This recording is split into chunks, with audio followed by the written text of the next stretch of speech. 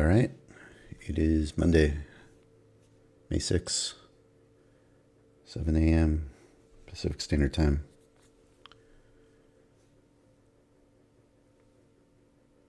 Starting out the day here. Got a win on the opening trade.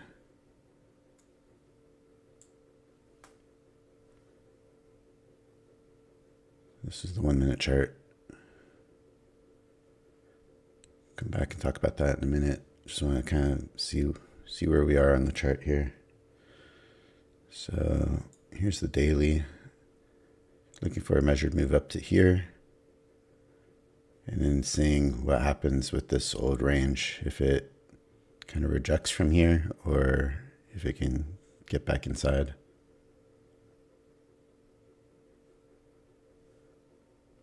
And let's see. We've got 4 charts right now.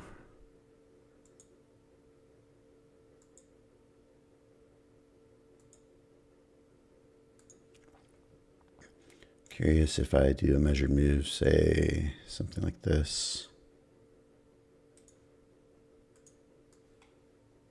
Wow, perfect measured move, basically to the tick. So that makes me a little bit concerned about continuing to take any more longs.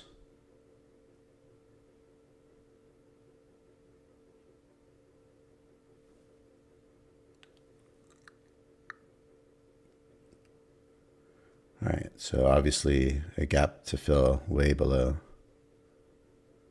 So we'll see if this measured move means that we're done to the upside. That might be interesting if that's the case, because then maybe it comes just shy of the measured move on the daily, gets rejected by the old support, turns resistance. Still think we need to retest this low in my theory. So maybe that will all line up to allow for a close of the gap today. It's kind of what I'm thinking right now. Altogether, everything I'm seeing here is making me feel like I want to be careful to the upside. But we'll see what happens. Obviously, there's a lot of levels to get through to come all the way back down to here. So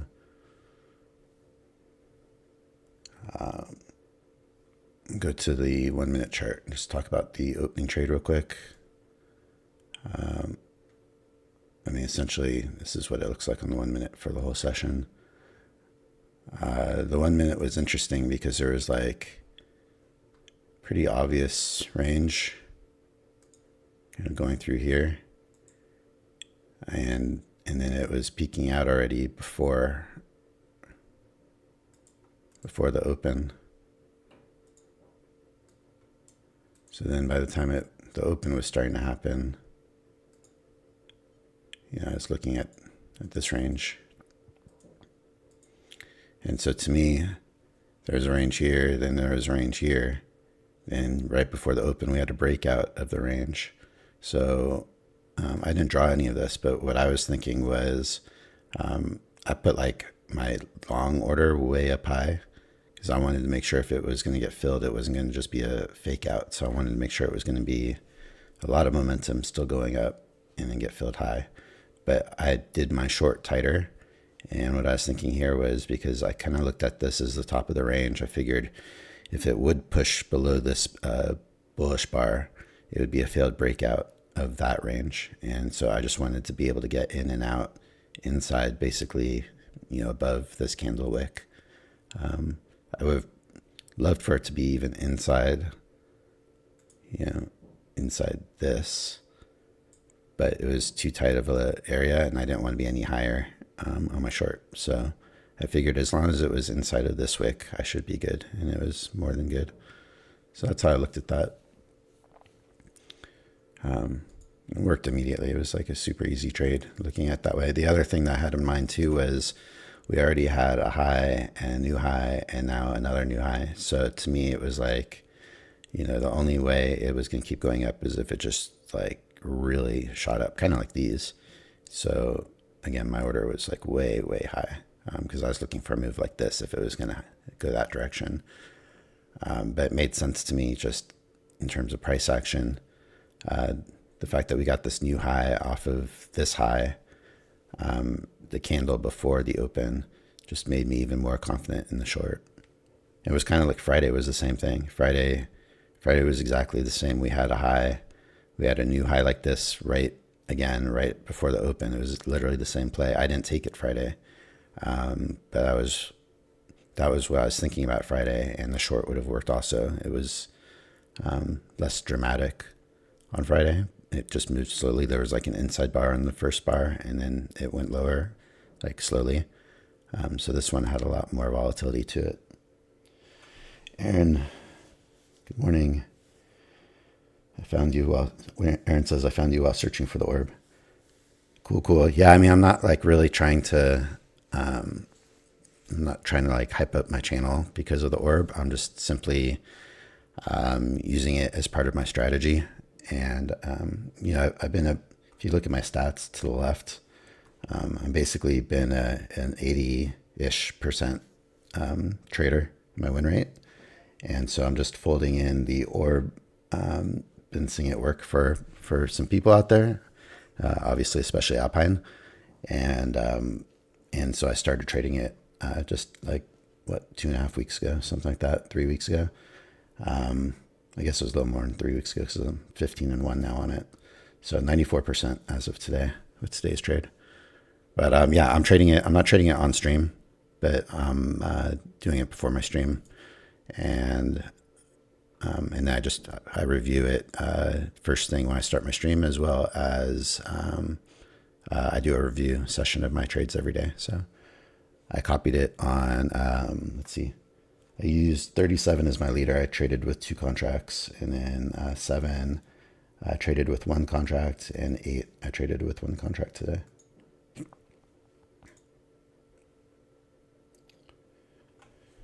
Aaron says, that's cool. Thanks for going over it. Yeah, you bet. I mean, I'm by no means like, I don't claim to be like some sort of professional with it. Like literally 15-1 is my entire history of trading it on my Apex accounts. And then I've done a ton of playback though on, with backtesting on Ninja. And so it's funny, I did a ton this weekend too. Let me see where I was at. So on playback, I've done 149 days. I have 140 winners and 9 losers. So for 94%. And then if you add in, if you add in all of my Apex trades, well, it was 154-10, but now with today it's 155-10. Also 94%. So I'm really consistent between the large number on the playback backtesting is consistent with my smaller number on my actual Apex accounts. Aaron says, what's your goal for today? I'm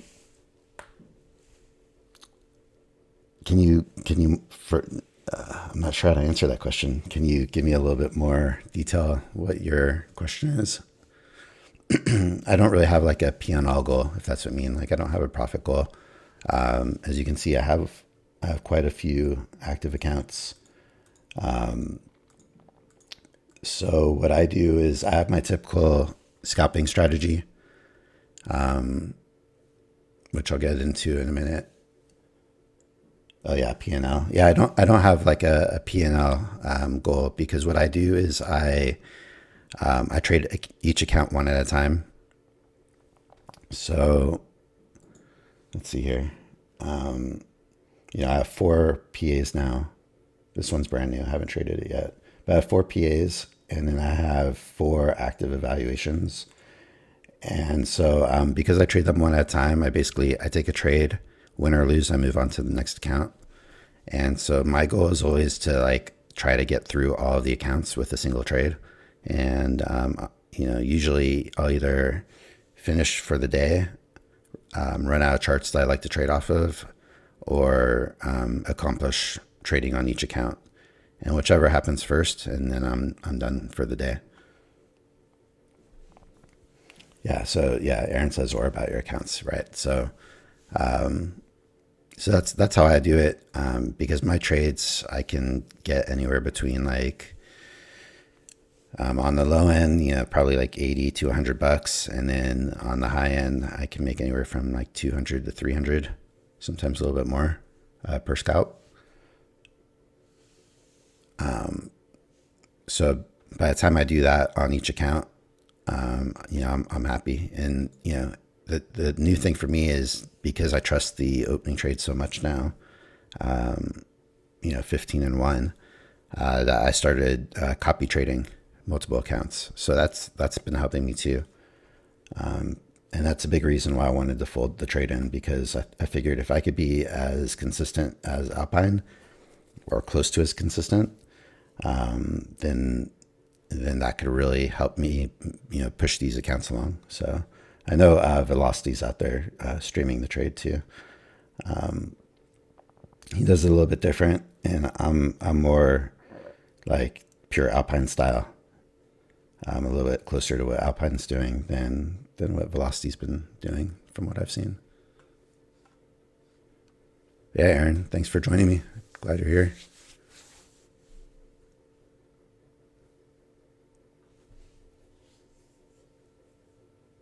Aaron says, wow, you copy traded 3 accounts with Warrior Badass. Honestly, that's just because of the amount of trust I have in it now. And it's really because I did all the back testing. If I had only done, the 16 trades on Apex accounts alone, I probably wouldn't feel comfortable yet to do that.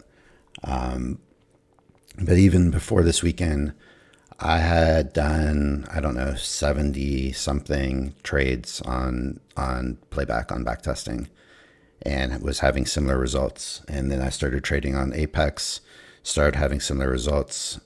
And then even this past weekend, I did another, I don't even know.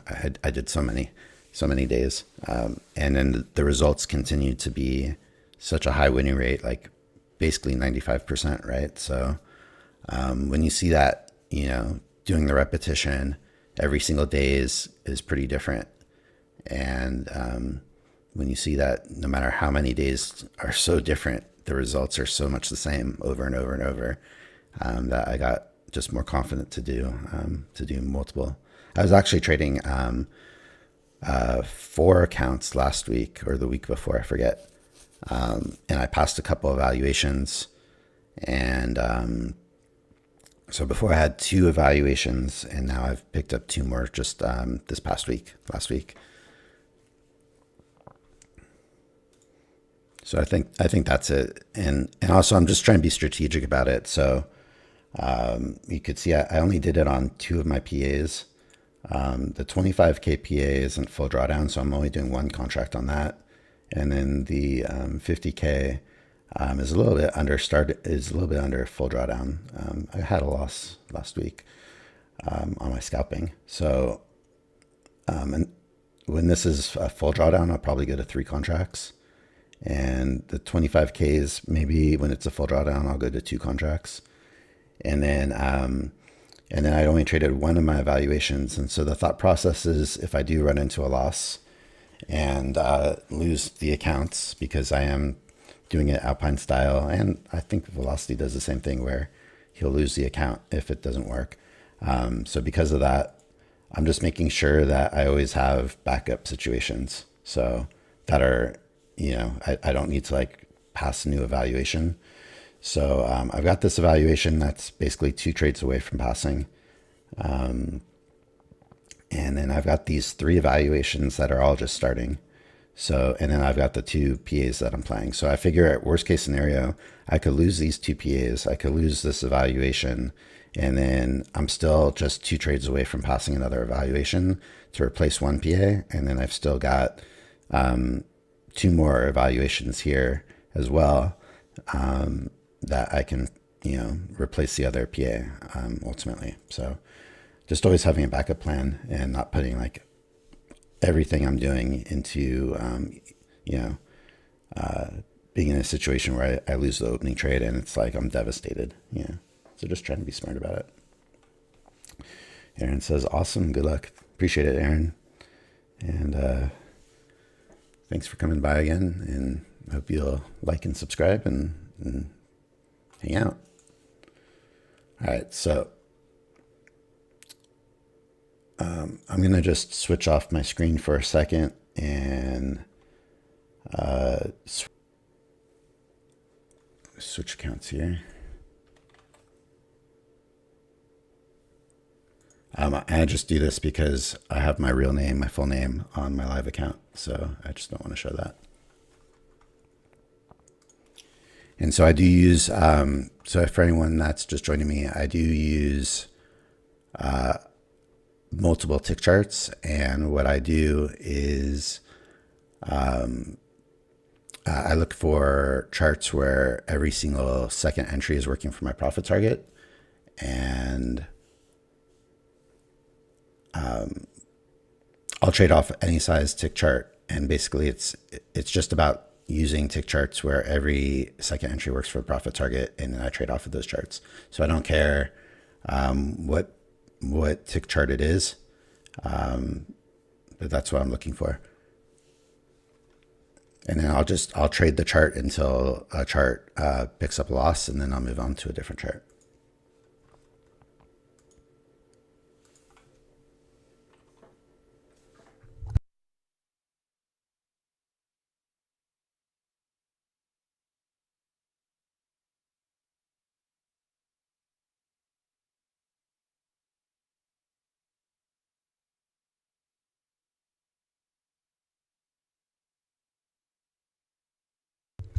All right, so I'm just seeing that two of the charts that I'd already picked out earlier are no longer good.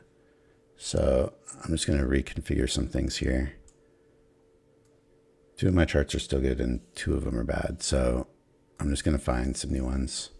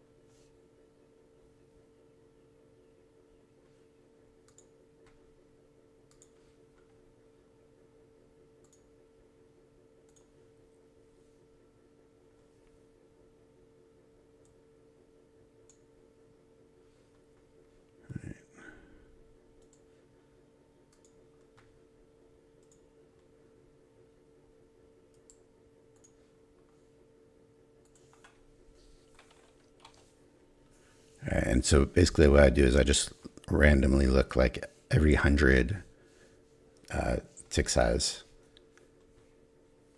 is kind of how I do it. So it's kind of arbitrary. It just depends on which tick charts are having consistent wins on second entries. There's no like secret sauce to like, some people say like the 2000 tick chart, or whatever it is, and that's the only one they trade. I'll trade whatever tick chart looks good for consistent wins on second entries.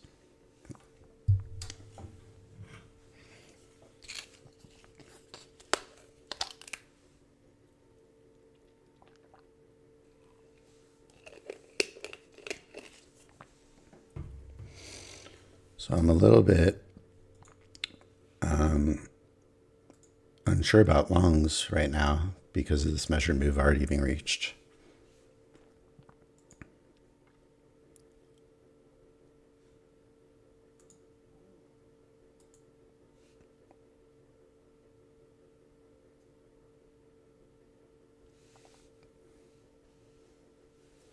So it'll be interesting to see if the opening price kind of holds up here.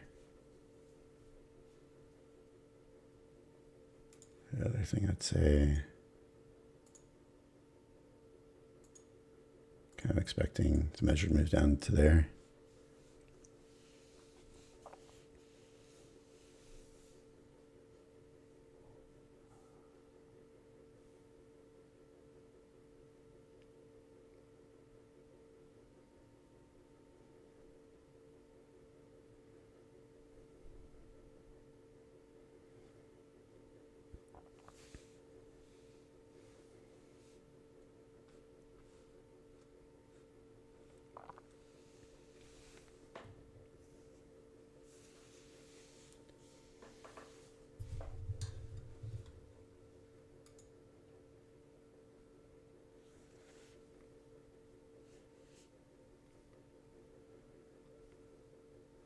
All right, so my next trade will be on PA9.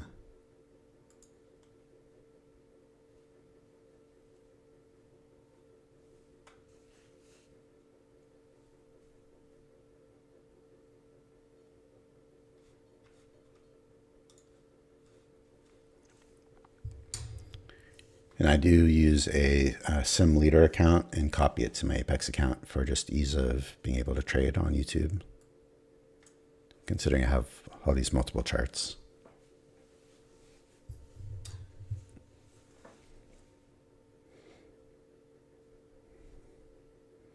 All right, so this was a second entry, technically. Terrible signal bar, but would have worked. Not a trade I'd take.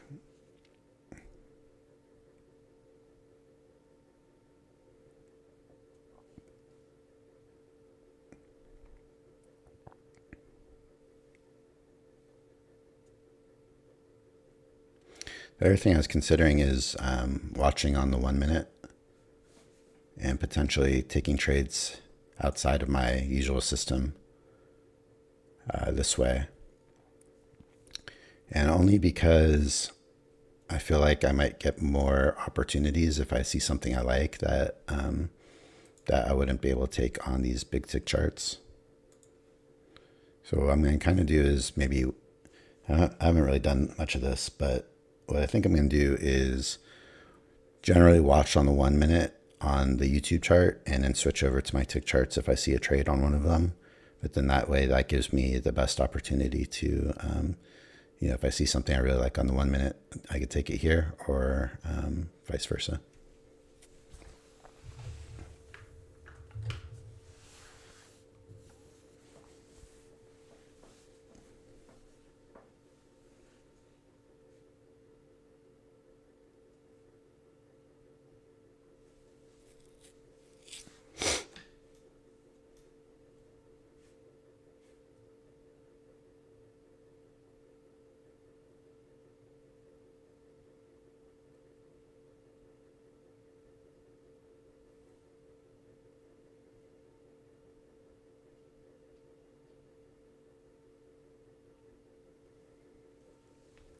I forgot to mark this up. Trade 1.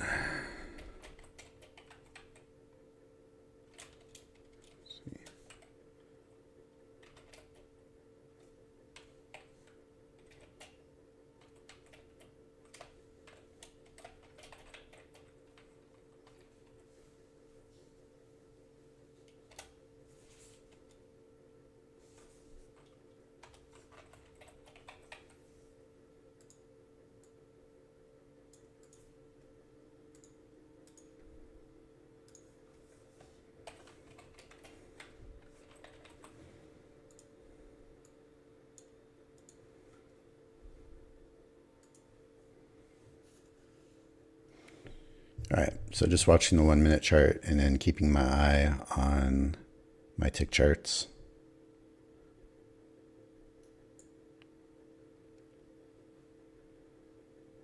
I'm curious what this looks like beyond that there.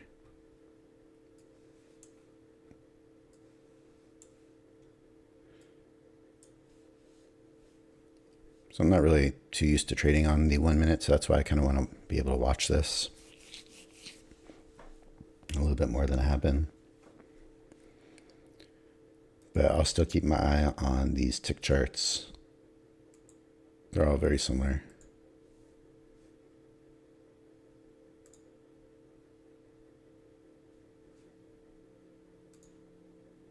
But yeah, the fact that these are, I guess I go to here. Maybe if you do that, you got more room to the upside.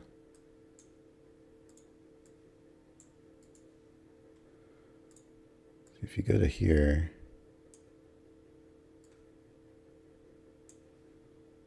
and it was met. If you treat that all like one leg potentially, so there's a possibility of higher still. Just this measured move really made me think that's potentially that we reached the high of the day. But now I'm seeing there's potential for a little bit more.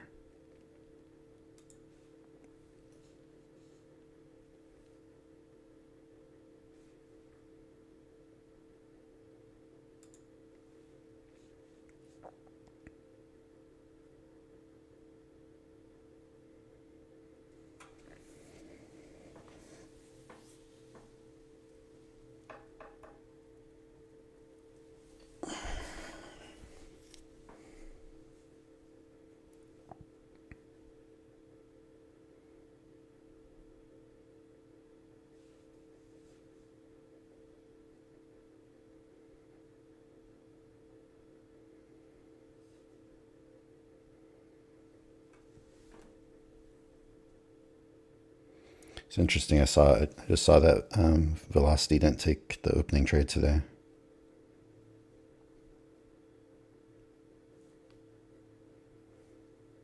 I didn't look yet to see if Alpine took it.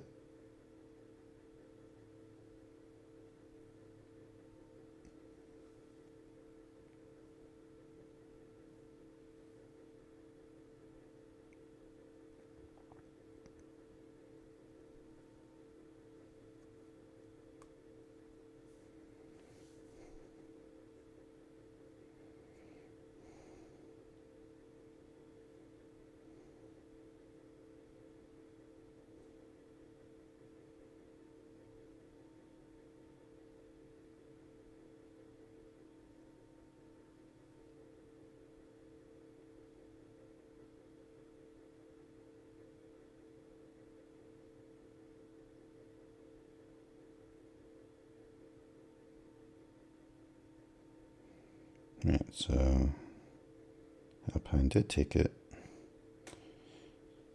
Looks like he went short like me.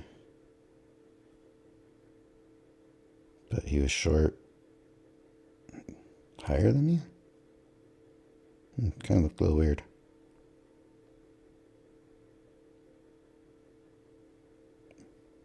I'll have to watch that with sound at some point.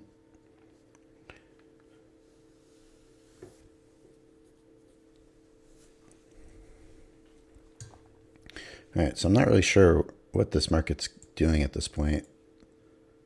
You know, do we still have more of a measured move up, or did we already do it?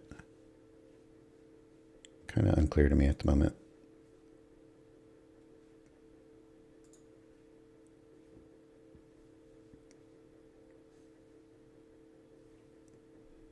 Pretty sideways stuff overall.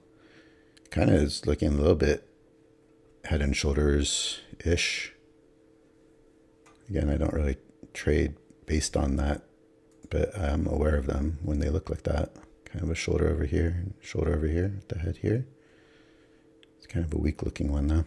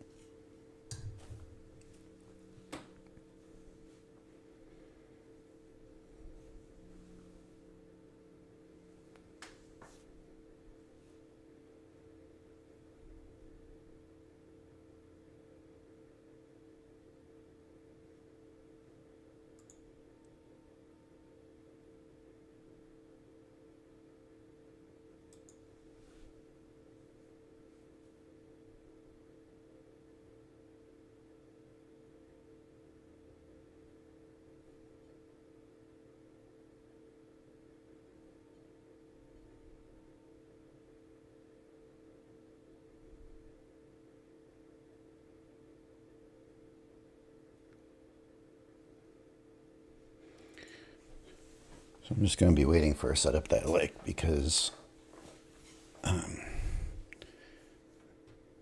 this is just, what am I doing?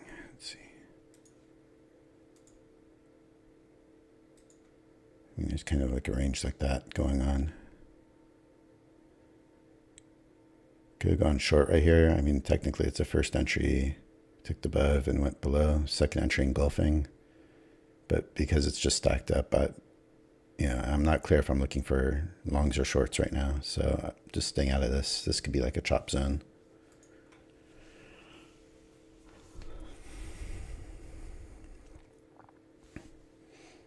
I haven't really been drawing these things, but sometimes it just helps to draw it to kind of see. Definitely room to the downside to these lows here. So maybe it was a good place to enter, but kind of a lower high on the 1 minute chart. It's also, it's just kind of messy.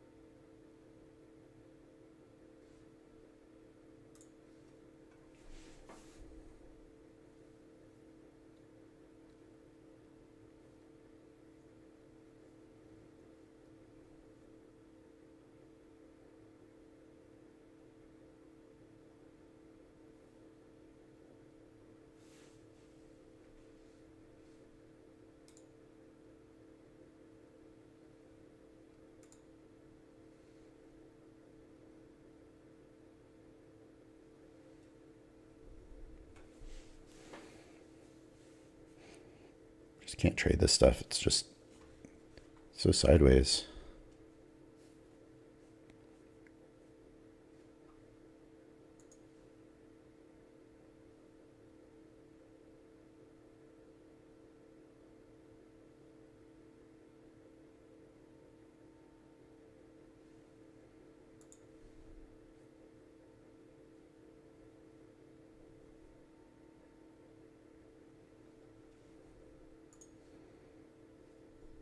Still waiting to see if this second entry is going to end up working to the short side.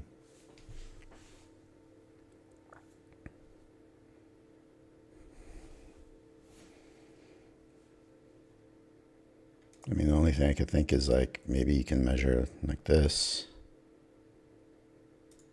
for a second leg, but it's just not clear because it could easily just be, even that gives you more room. That wouldn't be right. Yeah, so I guess the second leg would be like this. So seeing it that way kind of makes me think it could go down.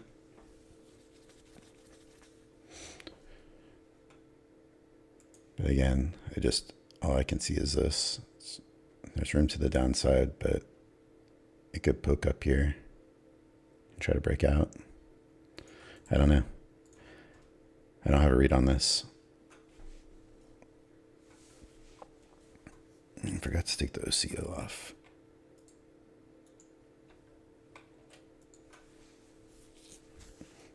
So again, for anyone that's watching me that hasn't watched me before, you saw that it's a sim account here, but I'm not trading sim. I'm copy trading to my Apex accounts.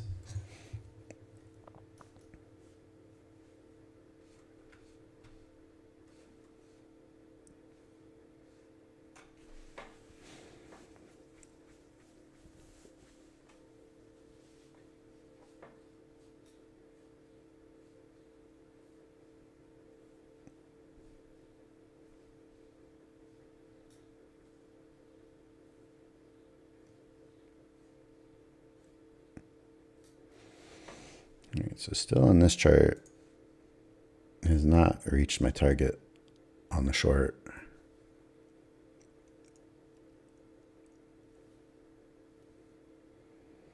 So I think I made the right move by staying out of that.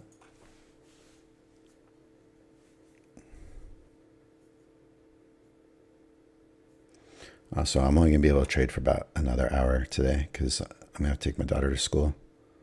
She's finally not sick anymore and can go to school. And then on Mondays are the days that I take her. So what I'll probably do in an hour is just leave my stream running and then take her. And then when I come back, see if there's any charts for me to trade or how things look if I want to trade or not after that point.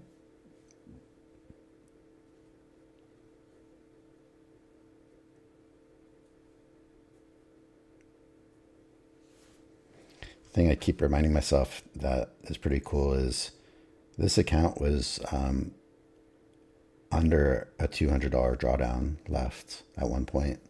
I've traded 24 days. I'm only up $113 on the account, which is basically today's trade. But this account was almost a blown account.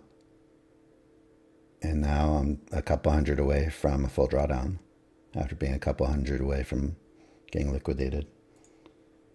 So it's a pretty nice comeback. I wasn't really counting on being able to bring that account back.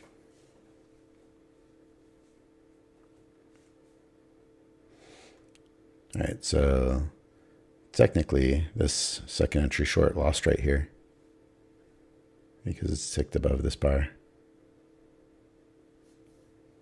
So I'm going to have to throw this chart away now.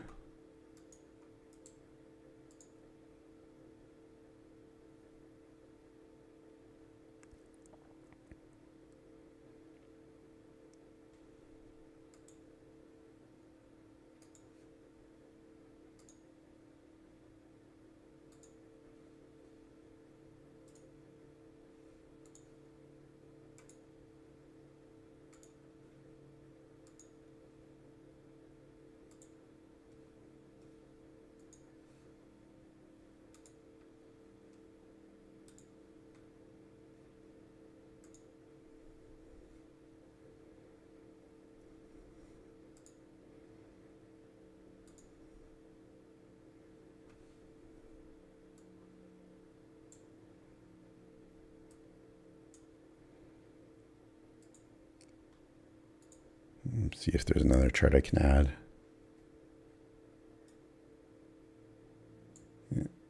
Go to this. So basically, as I lose charts along the way, I just look to higher tick frame charts.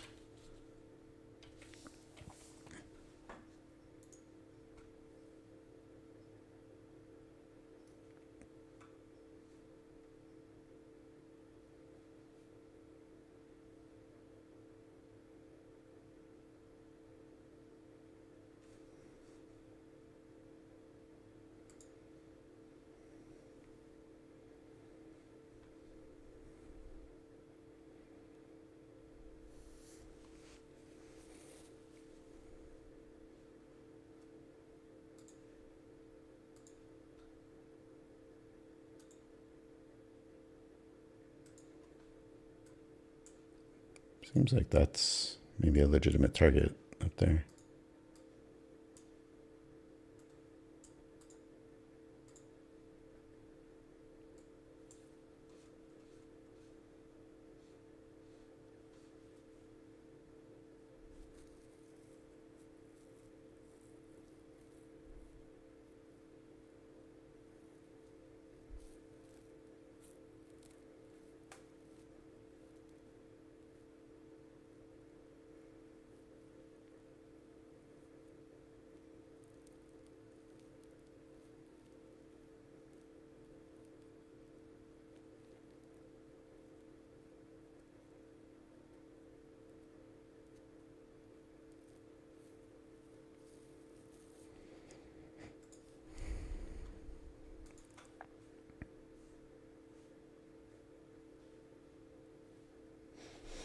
This price action just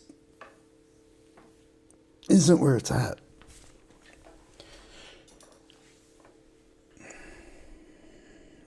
Pretty tight range.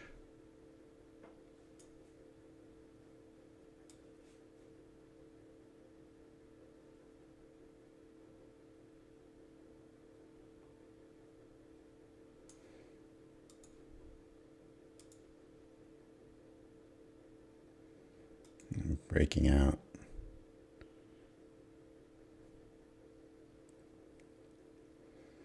And then the question will be, for me, the question will be when we get a new high, then what's it going to do?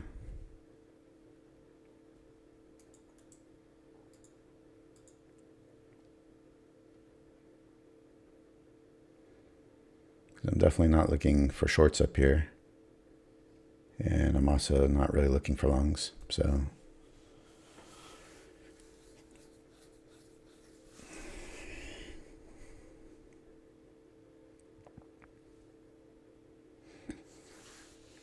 this is definitely why the opening trade helps me so much, because I don't feel pressure that I have to like force any trade, or, you know, it's like I'm not looking at all these accounts and seeing all these accounts untraded today. So just, it really helps me when I do get the opening trade in the morning. I didn't take it Friday. You know, Friday I just observed and I didn't trust it. I didn't really, I hadn't really seen one like Fridays before. And so I just stayed out of it. And then today's was so similar to it. So I was like, okay, well, I've seen this before at least, so I can take that short. But now that I've got, you know, 3 accounts traded, 2 of the PAs, 2 of the 4, you know, it kind of just takes the pressure off. Like, if I don't get any more, I won't be mad. You know, Friday was, you know, a good test of patience to not have any trades. But obviously, if I'm going to sit here and look at the screen, I want to get trades. But I'm not going to force anything.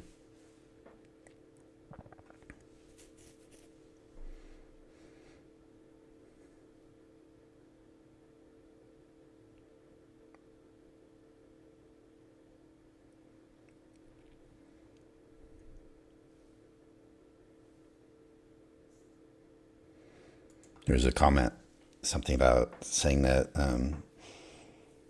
you know, if I'm going to do this, I should start trading and stop talking or something. It's like, yeah, I get it. For a viewer, I get it. But I'm not like Patrick Whelan out here just trying to like put on like a channel where I'm just a character and, you know, just try to show big numbers but not get any payouts. Like, I'm actually just a normal guy trying to figure out how to trade and get profitable. So while I hope it's fun for some people to watch this and get something out of it, I'm not just going to be trading for trading's sake just because I'm doing the channel.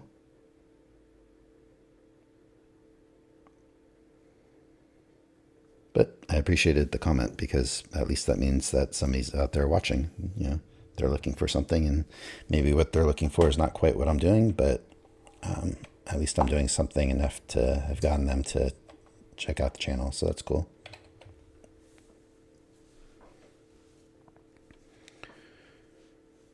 All right. So on this chart, there's a second entry to the short side.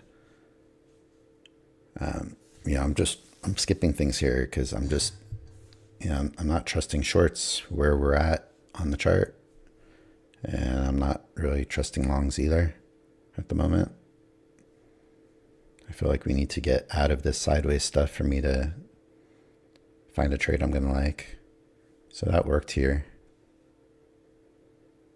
I guess it was on all my charts. That was on that chart, on this chart. So all 4 of my charts had the same trade at the same time. And it worked, but I got no read.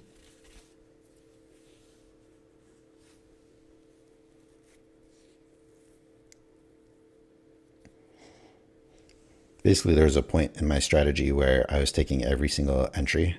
Every time there was a second entry, I was taking it basically blindly, just counting on the fact that, well, the chart's been consistently working, so I'm going to take every single one until it doesn't work.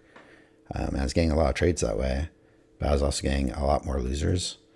So at the point that I'm now at, now that I have an extra trade every day from the opening trade, I feel like I don't have to trade that way. Like, I can apply a little bit more of my analysis or understanding of price action and be a little bit more choosy about which entries I take. And avoid more losses. I'm going to have less trades overall, but I'm going to have less losses. And because I'm taking the opening trade too, it's not going to take a whole lot of winning trades the way I'm trading to be able to pull off what I want to pull off as far as getting the payouts now, in theory. So, but we'll see. I'm just going to keep adjusting until I find a good balance. In hindsight, I kind of like this trade just because, if I'm looking at it like this, kind of like made a high attempt once, twice with the second entry at the same time. Plenty of room. Plenty of room to this level. And a flat EMA. But that's in hindsight. In real time, still thinking, well, there's still that potentially higher measured move. Or there's a potential retest of the high. And so, to go short when that potential retest is there, doesn't seem like the best idea.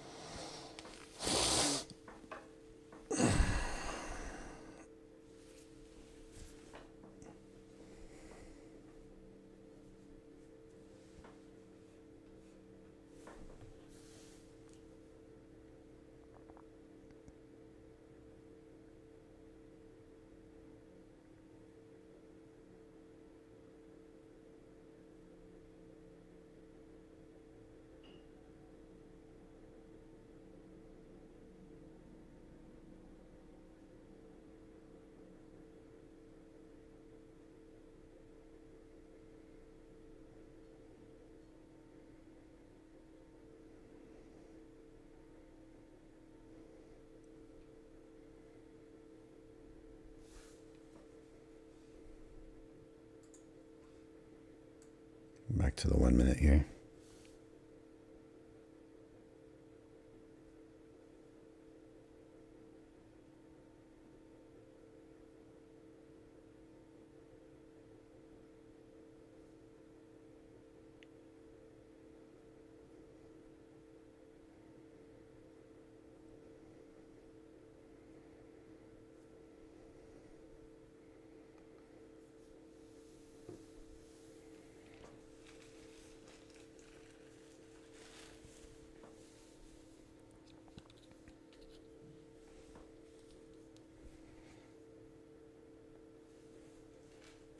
And the price action of the market just hasn't been that great lately for me, as far as my normal scalping goes.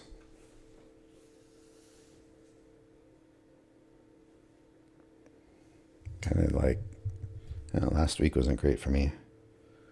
Even the week before was tough. I was 6-0. Last week I had a few losses.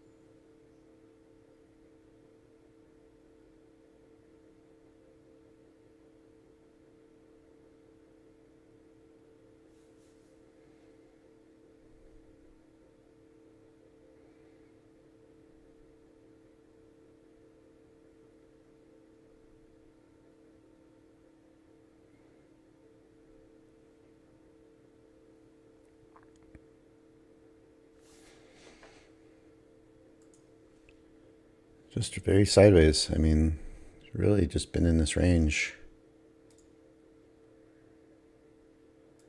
almost the entire session since the open.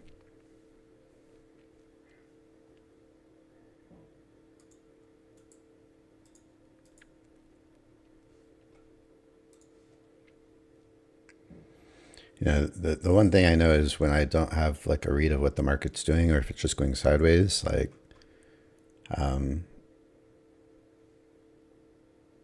yeah, it's definitely best for me in my trading to just stay calm and stay out. Like, I don't need to, you know, it's like, where's the level? You know, it's like, that's the level on the short side. Where's the level on the high side? You know, is it this? Is it this? I mean, that looks pretty good, right?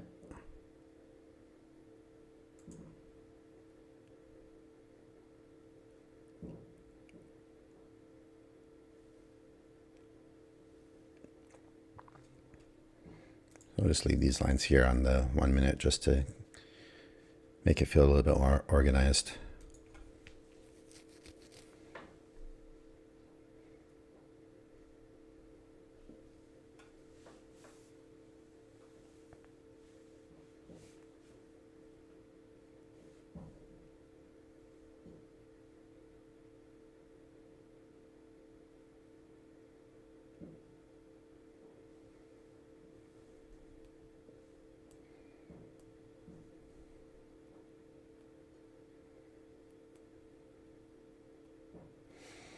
Yeah, so you can see this, and then on the tick chart, it really makes it clear like how little room there is.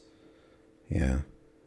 I mean, some people are really good at trading this, but, you know, other than just putting like a limit order buy at the bottom and a sell order at the top of these levels, you know, I don't know how else you trade this.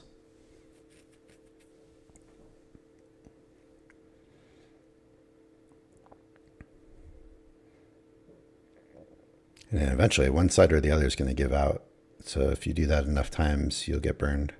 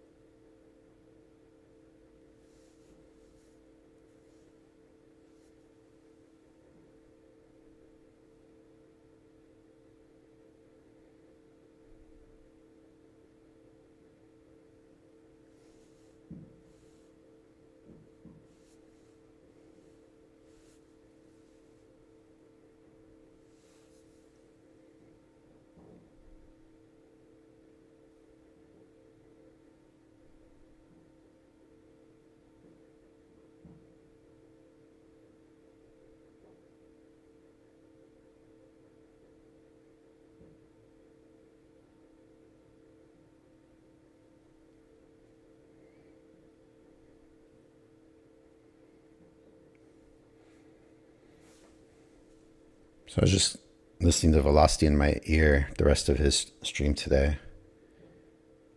I just heard him say that this was a low probability trade on the open. I disagree. I don't think this was a low probability trade, because if you understand price action and you see these ranges, you know, most breakouts fail. So this is a breakout of the range, and then the breakout failed. And then there was a bounce off the previous day high, the yellow line. And so it bounced off that and then went higher. You know, we're above yesterday's high. We stayed above it. That was a level. You know, that was a level. It came down and tested and then bounced back up on the daily. So I don't think that was a low probability trade. I think that was a really good short. But it's all in the eye of the beholder and how you look at it.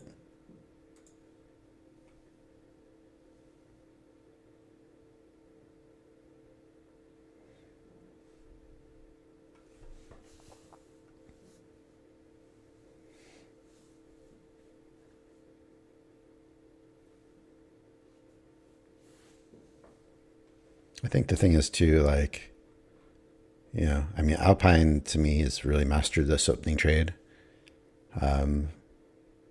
Velocity guy, he kind of does it differently, and he does more contracts, so he has to be a little bit more careful, because if he's wrong, he's going to blow up his account really fast.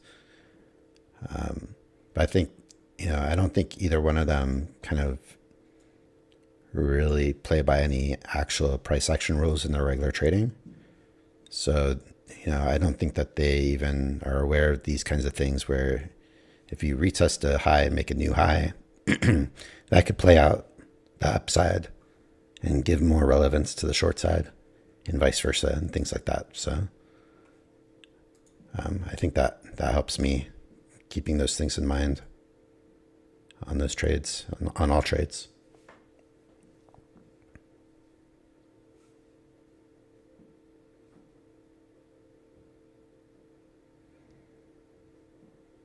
Switching over here. So this is still, I mean, just really tight.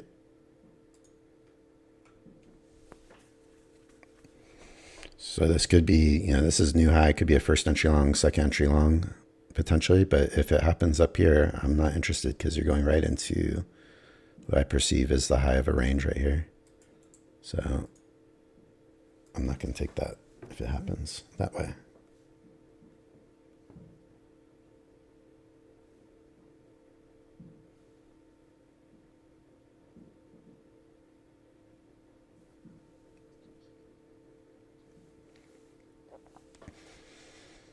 It looks like it's trying to set up for that.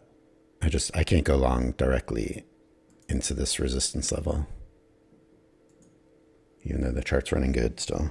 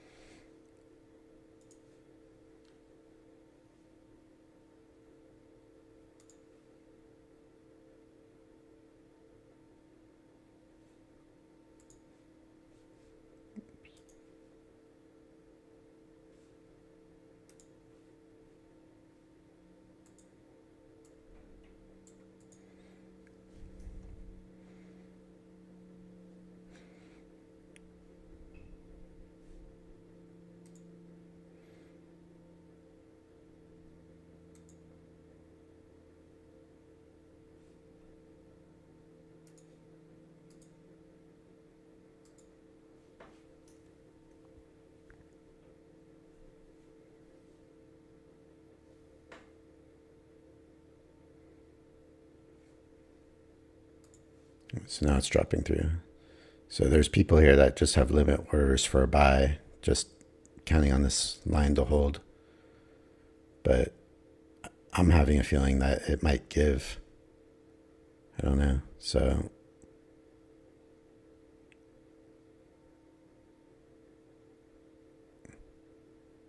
their limit orders are kicking in. And, if you got in low, it already worked for a little bit. But if you got in like right here, it probably hasn't. And now it's breaking. So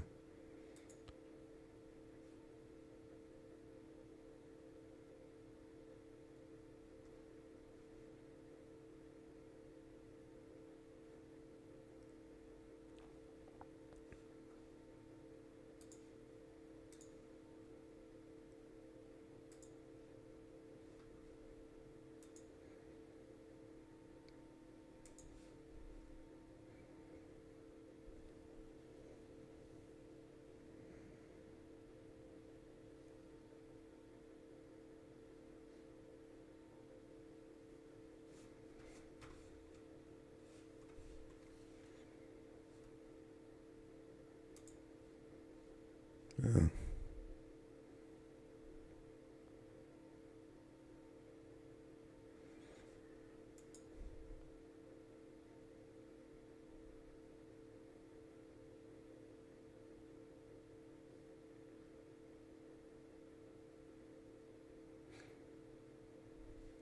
It just seems like the upside is played out. I mean, it really does. It seems like we reached that measured move First one I had.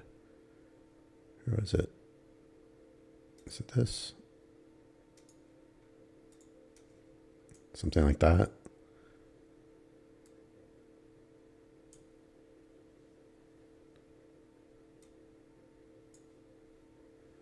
So that might be it to the upside. It needs some kind of correction. If you have a correction, then that's to the opening price.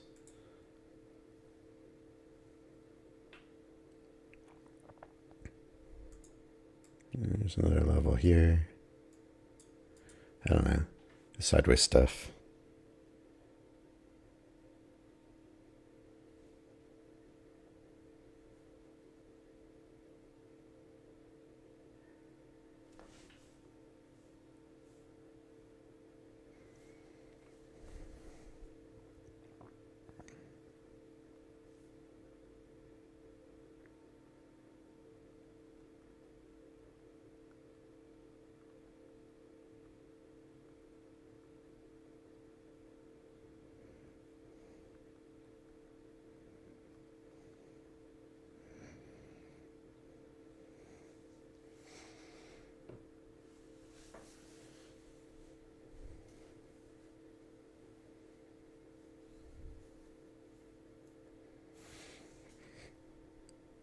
Here's the 1 minute again. So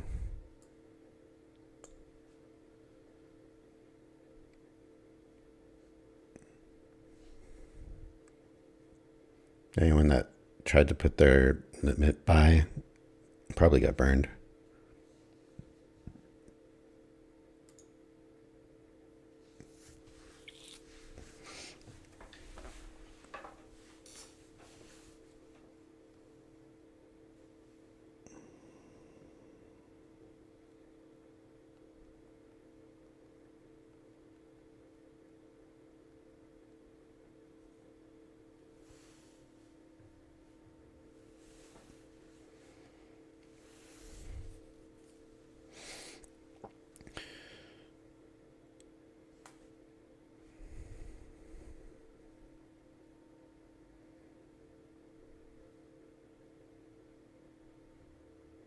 I'm trying to figure out if I like a second entry long here at this level.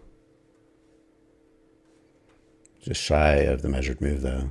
It's making me second guess it, but it's happening right off of this level.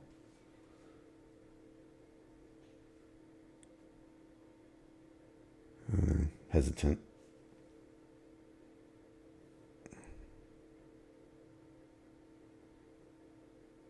Just hesitant on longs because it just seems like we reached the measured move and it's tried multiple times to go higher. It just seems like it can't. And if it can't go higher, then there's only one other direction to go in theory.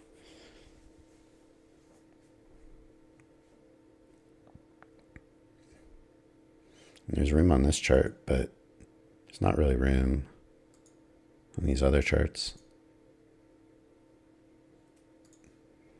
So I guess there's room to the EMA to get the scalp, but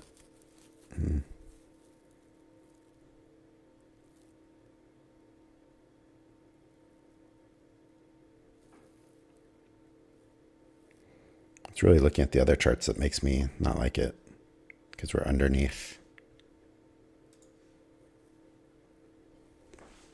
Oh, well, that would have worked really fast. All right.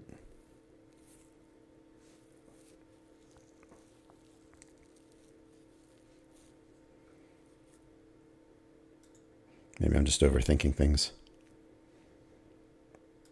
That's probably the best setup I've seen since I've started the stream.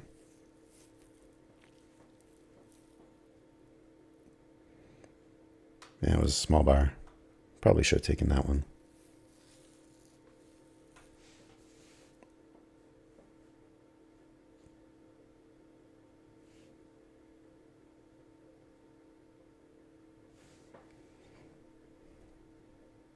Maybe relying too much on these measured moves coming up short. Because the thought is if it doesn't quite reach the measured move, then you can expect it to go the other direction too. So it's kind of, they can play a mind game a little bit, because if they haven't quite reached it, you think, okay, it's still going to maybe trap people in long and then reach it. But then if you have the expectation of that, then it keeps you out of trades. So.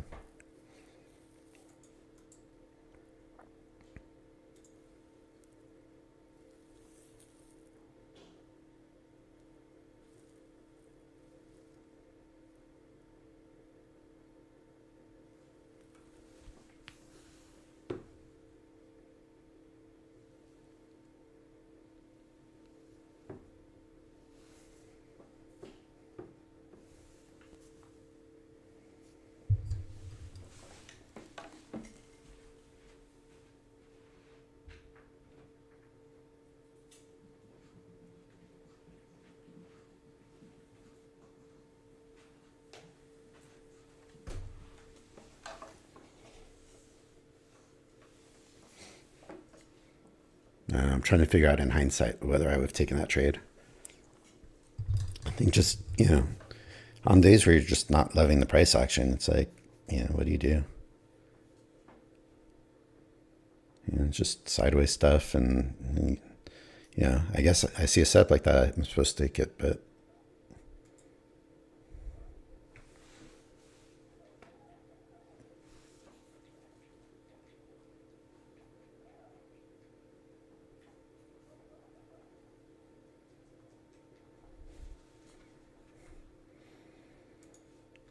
yeah, definitely wasn't something to play on the 1 minute for me.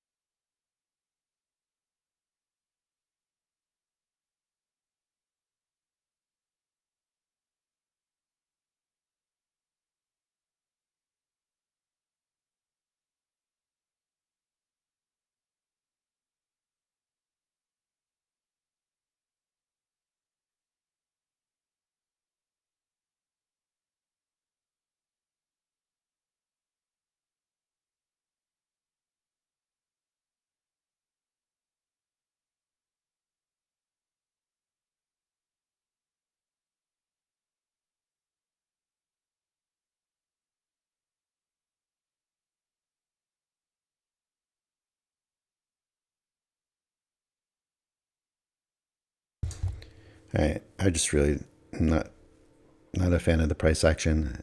I mean, just very sideways, but you can see it's getting the highs are getting lower and the lows are getting lower.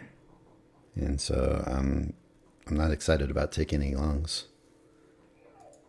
It's the same reason why I kind of stayed out of this. Is the highs were getting lower, and the lows. I mean, it was kind of going both ways, but it was sideways. I don't know. Here, do I want to go long off of this level? I don't know. I just don't have a good read about what the market wants to do at this point. I was kind of looking at this thinking maybe, but don't love it.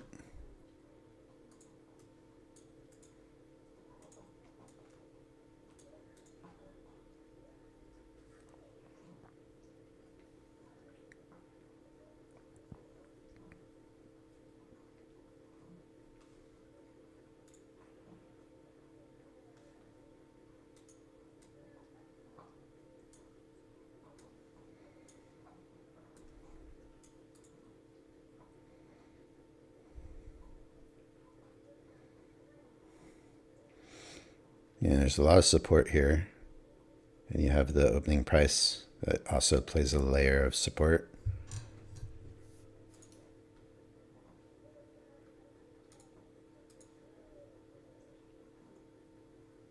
But it's a legit range. Yeah.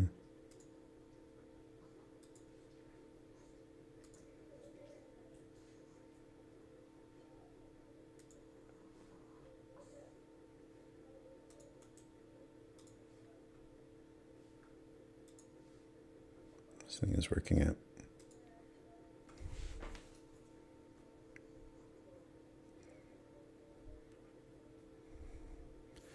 Just seems like it keeps attempting to go higher, and every time it fails to go higher.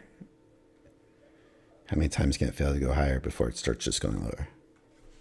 That's what I think.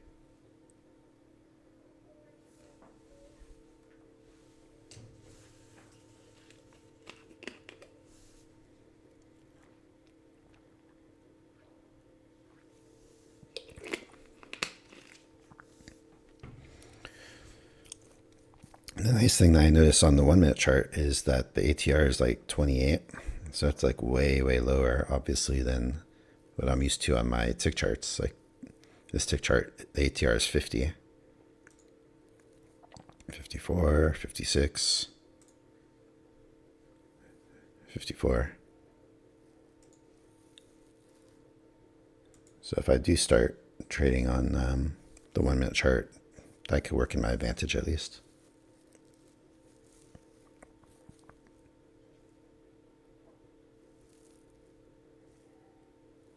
I'm going to have to stop in the next probably 20 minutes or so.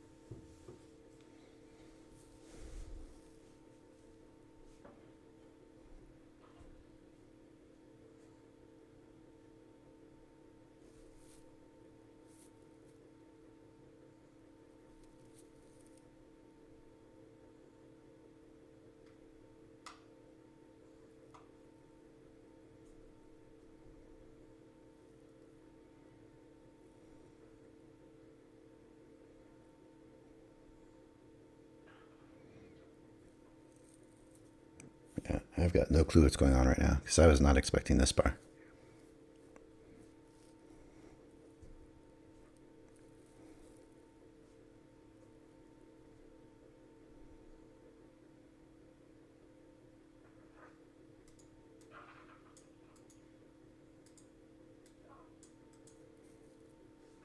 Not expecting that at all.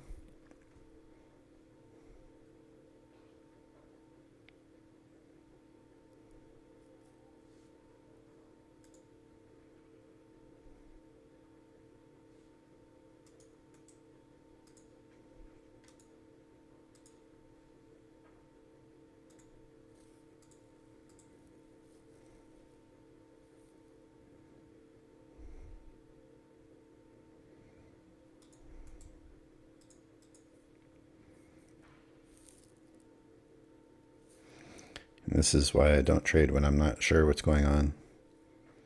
Because I would have never thought this would have happened right there.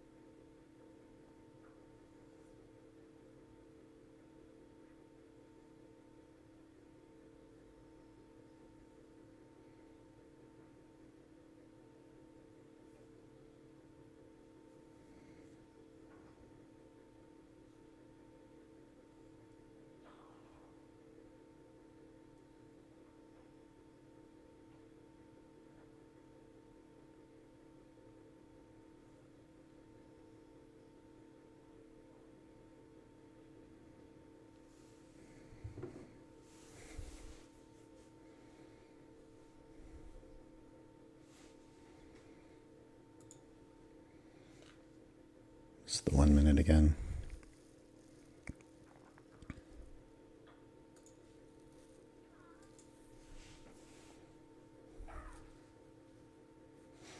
This kind of price action is just, where I've gotten really chopped up in the past. So I'm just really careful trading when I see charts looking like this.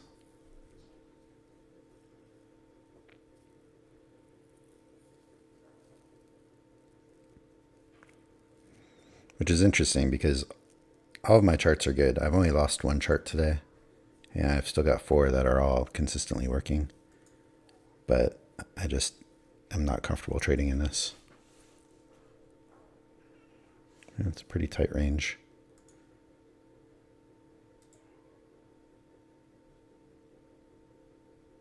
$28 points.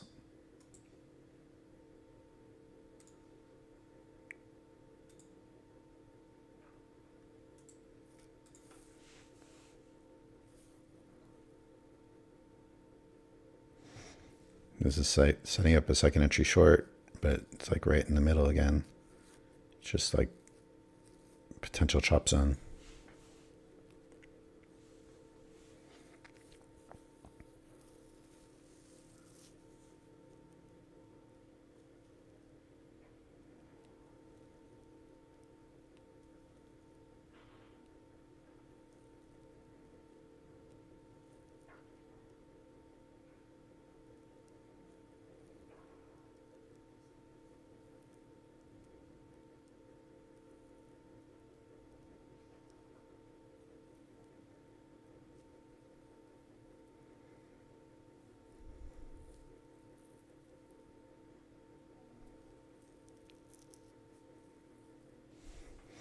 See what this looks like on the 1 minute.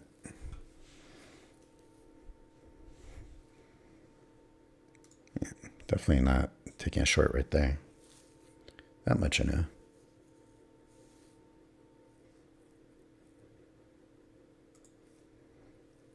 Definitely feeling tight today.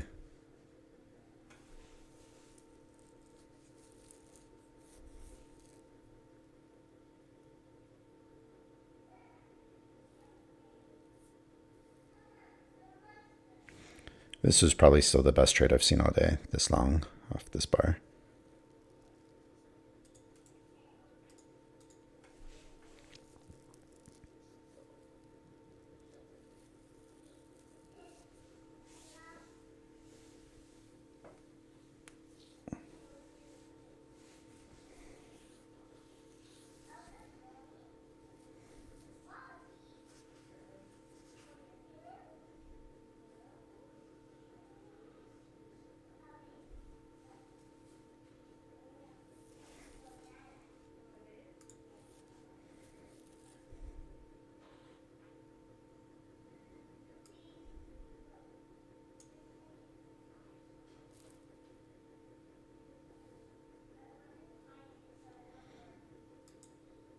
So maybe that's not even going to trigger here.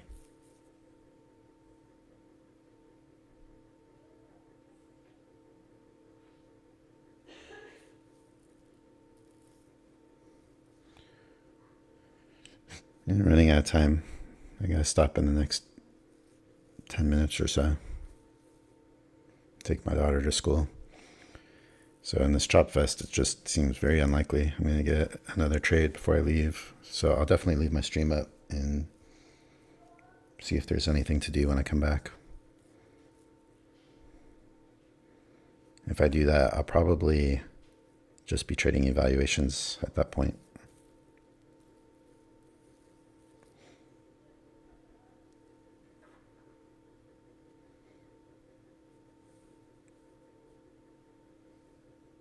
All right, I'm just going to take 1 minute here. I'll be right back.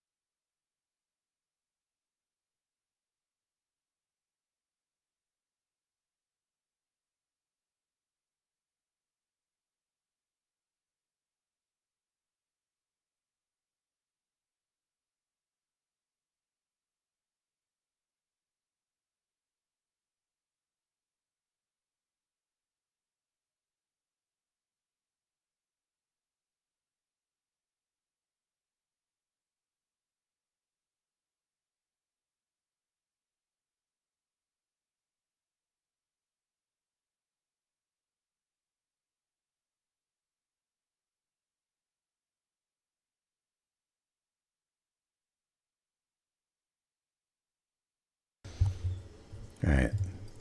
Just really can't trade this. This is barely tradable, if tradable at all. I just don't think it's tradable.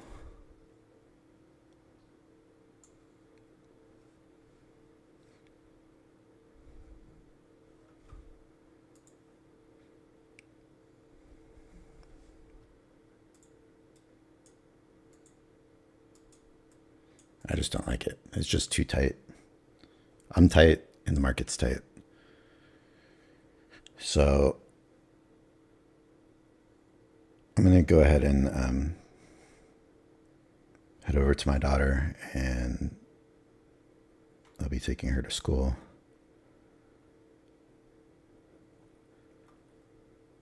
Let's see here.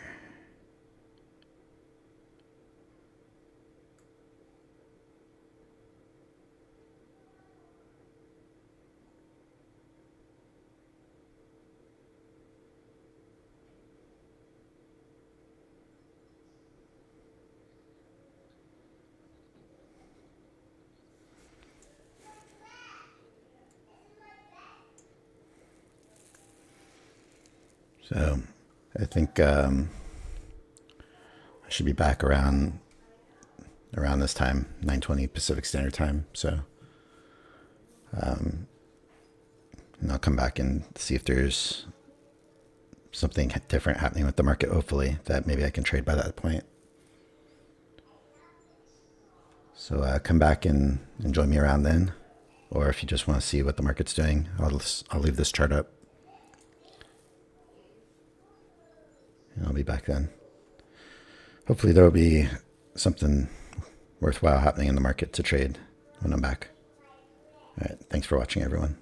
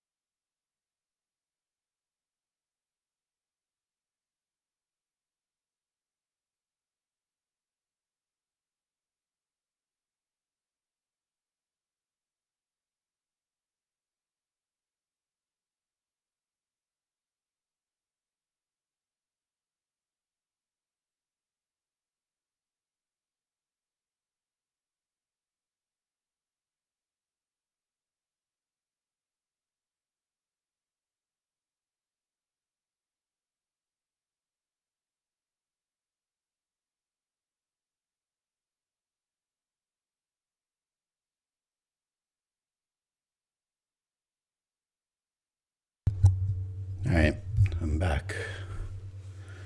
Wow, market really hasn't done a whole lot. All right, turn this off.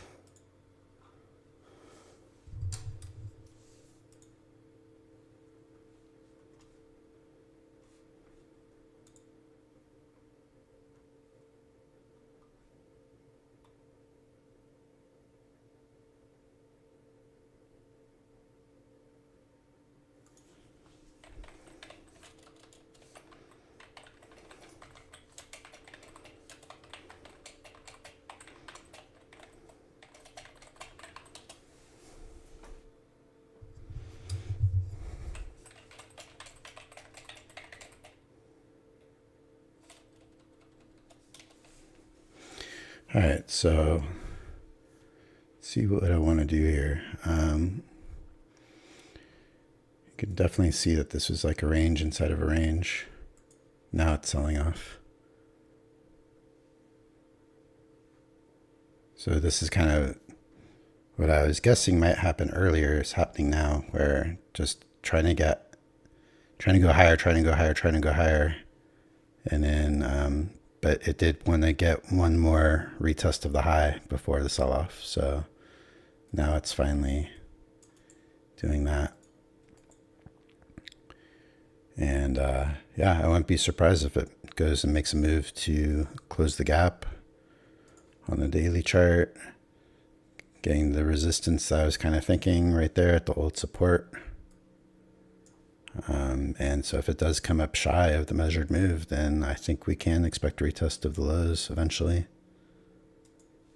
And on the 1 minute, yeah, that looks steep.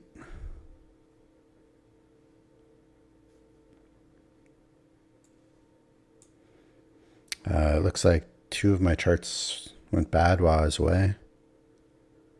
Let's see if I can find new ones that are good. Actually, three of the 4. So let me see if there's any other charts.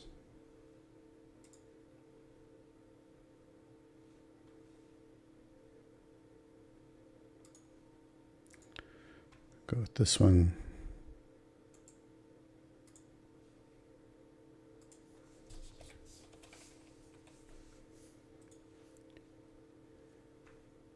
So I've got 2 now, and then see if I can find any more.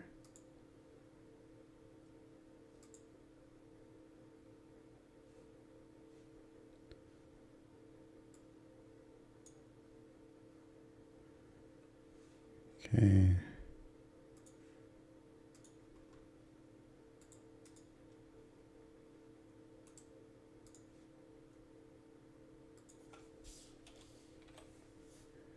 So when I'm looking for new charts, I just go 100 ticks at a time and just look to see if there's charts that don't have losses.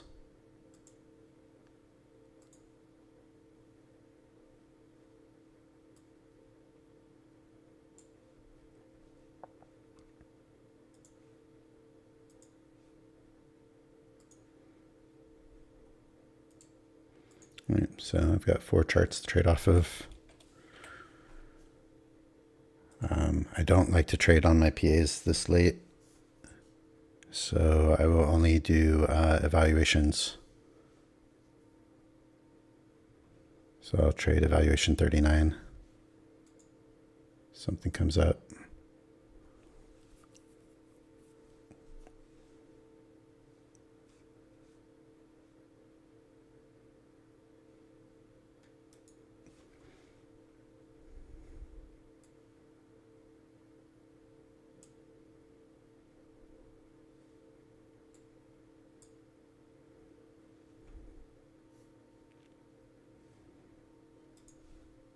Back on the 1 minute chart here.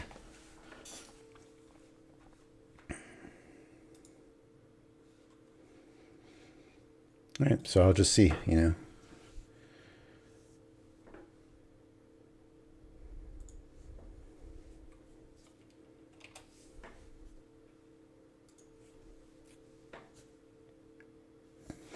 Go grab a drink. I'll be right back.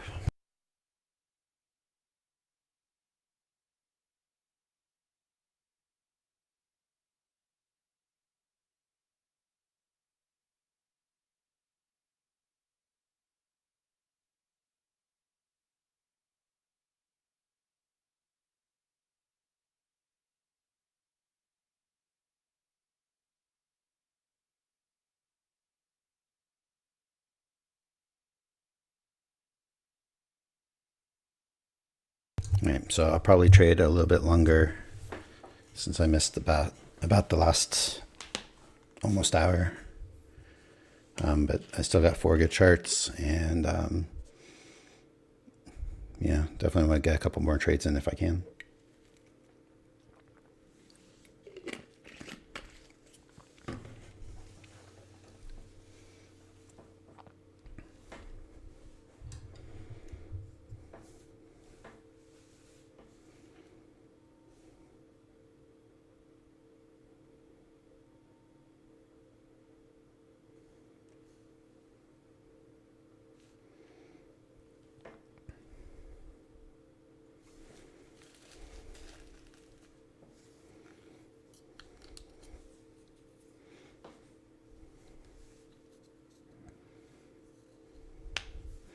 And pressure is kind of off at this point because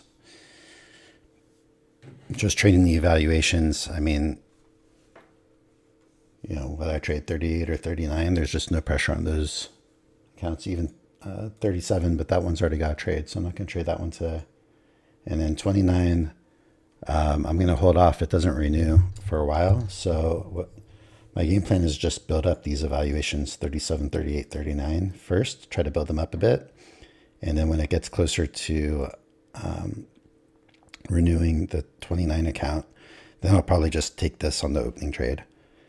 And the thing is, the opening trade has, you know, been so consistent and solid for me that, you know, I have more confidence in that trade than my normal scalping system at this point. You know, to win 9 out of 10 versus 8 out of 10, you know, just that little bit of difference.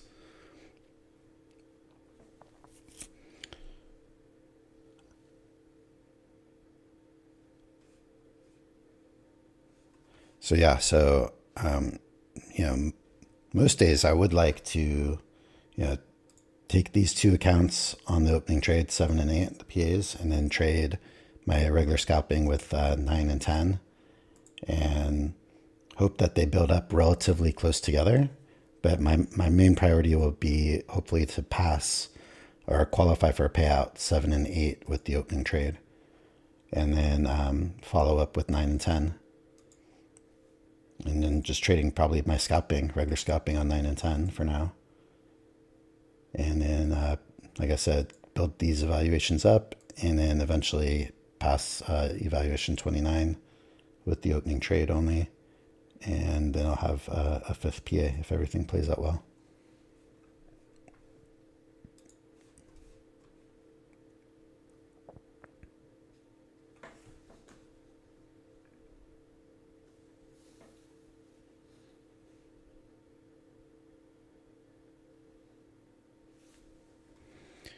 And back to my tick charts here.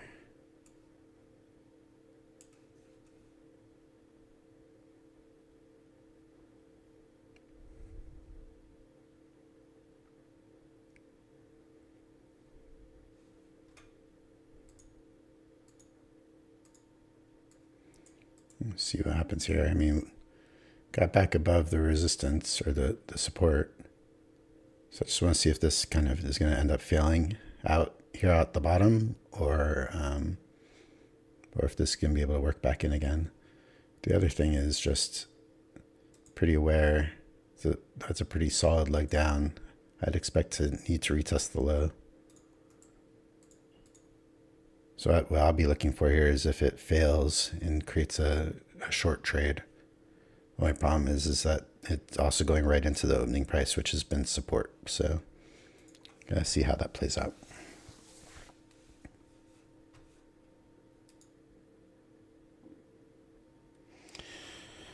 Future Wealth, welcome. How are you? Future Wealth says, what a day, price action sucks today. Yeah. Yeah, I mean, it's been really just in a tight range. I had to leave and take my daughter to school, so I stopped around, I don't know, 8:30, 8:45, or 8:30, 8:35, somewhere in this area. But yeah, I sat through all this and just didn't really like the price action like you're saying. The only trade I kind of considered or kind of liked was this one. To go long above here, but I don't know, it was just kind of not clear to me, so I just stayed out of it. Luckily, I got my open trade on 3 accounts, so that helps my psychology to not feel too thirsty for a trade today. But I'm hoping I'm gonna stay on a little longer. Usually I'm done by like right around now at the latest, but I'm gonna stay a little longer and just see if something sets up that I like. I'm also watching the 1 minute chart a little bit more than I typically have, and just seeing if maybe I'll find something on here that I like. Yeah, Future Wealth says 0 follow through. It's a day to scalp, honestly. Yeah. I mean, the other thing, when I was watching the 1 minute chart in here, you could have just played kind of like the lows, just could have limited order long off the lows probably and been pretty safe in there if you got picked up. Eventually I moved it down to there. The highs are a little bit more uneven and a little bit more dangerous, so I wasn't really feeling that. Amma, welcome. Good morning. Yeah, just a tough day. It's like, it's one of those days it's better to just, if you're not sure of where you're entering, just stay out of it and wait for a better day, or just if you're going to trade all day, wait for a good spot, because it's really not clear, the price action. I don't like it on any of my charts. I don't like the 1 minute. I don't like my tick charts. Like, I really have no idea what's going on here.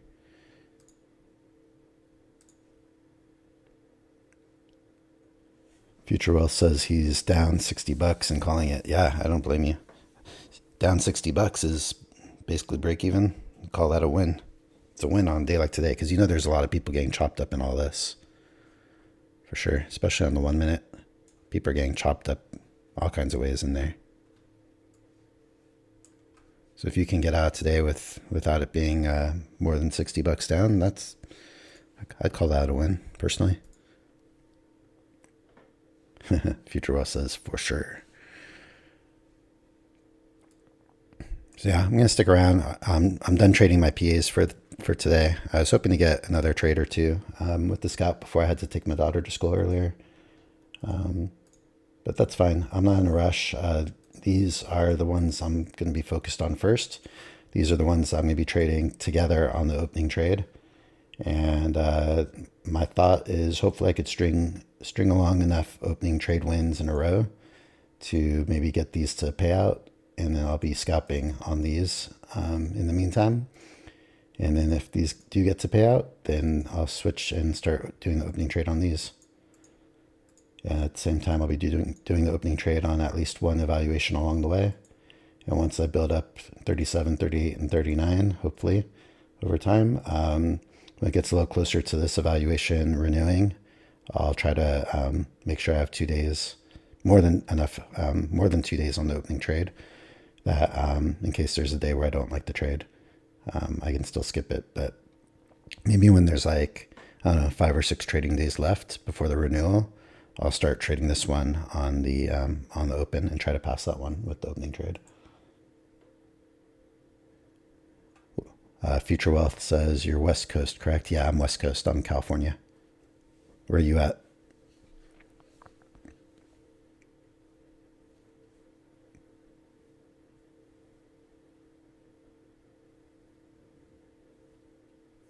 I tend to refer to everything according to my time, obviously, but then, I'll still say, like my stream, I usually start at 10 Eastern, but that's 7 for me. And then I take the New York Open trade before I'm starting my stream. East Coast in the house.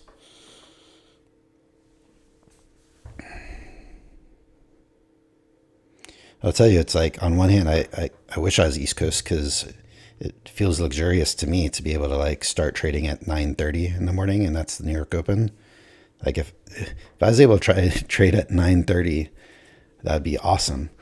The only thing is, on days where my daughter's home from school or whatever, when she's sick, then if it was 9:30 and the market wasn't even starting till 9:30, I'd be screwed because my wife would have to go to work and I'd have to stay home with my daughter, and then I wouldn't be able to trade at all on those days. So at least early in the morning, it's harder for me to wake up early, but at least on those days where my daughter, like last week, she's home all week, sick, at least I have like the morning before she wakes up, no matter what. Like I have the open and I have till at least like 8 a.m. To trade before she wakes up. And then, sometime after that is when I have to start dealing with her.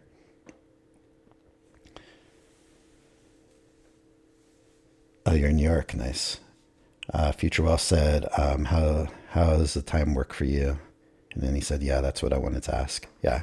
So it's rough because I'm not a morning person. So when I originally started streaming, when I originally started this channel, I didn't even want to stream because it was just, I'm so tired in the morning. And I wasn't even starting to trade till 7 a.m. my time, 10 Eastern.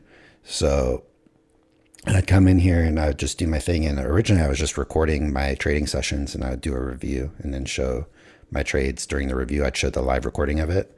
And then when I started streaming, it was like, I wanted to try to start streaming by 6:45. I could never make it by 6:45. It was always still at 7. And, I'd start the stream and I'd just sound like this. I'm like, hey, tired. Just really tough. And, so then I started getting better at that, but it's still a struggle every day. And then now that I'm trading the New York Open and have to be on the computer by 6:30, before 6:30, I try to have everything, all the charts up, everything set by 6:20 so that I can kind of wake up and look at the chart before the Open. And so that's still part of the reason why I don't want to stream the Open is like, I'm just so tired when I'm taking it. And then if the trade goes against me right away, which happened once or twice now, if I have to add a contract and everything, I just don't want the extra pressure of being so tired and being live on stream and all that. So yeah, start the stream at 7 and then I just review the Open trade. Let's see. Future Wealth says, I feel like you have the luxury to trade and still have the rest of the day. That is what I really do like that. And that's why I try to stop by 9:30 my time. So, it's a little after 9:30 now. I found that when I have my full trading sessions, so from 6:30 to 9 or 9:30, that's 2.5 to 3 hours. Even though I don't trade after the opening trade until I start my stream. So that half hour between the New York Open and 7, I'm really just setting up my charts. I go brush my teeth, go to the bathroom if I have to, just, get a drink, get ready for my day, kind of wake up a little bit and then start the stream and then start doing my scalping. But even without that half hour, I have basically 2.5 hours of trading. And then when I finish by, 9 or 9:30, it's great. I have the rest of my day. I do whatever I want to do that I need to get done. And then it just feels healthier for my mind, because I used to trade all day until a half hour before the New York close. And so I trade, 5.5 hours every day. And it was just too much for me. So I like this much better. Aaron, you're back. Hey, Aaron says, are you going to Matt's meetup in Las Vegas? It's funny. My wife was just in Vegas over the weekend. No, I'm not planning on doing anything. I don't know any of those guys personally or anything. I just know them through YouTube. Or I know of them through the YouTube. I don't think any of those guys know who I am that I know of.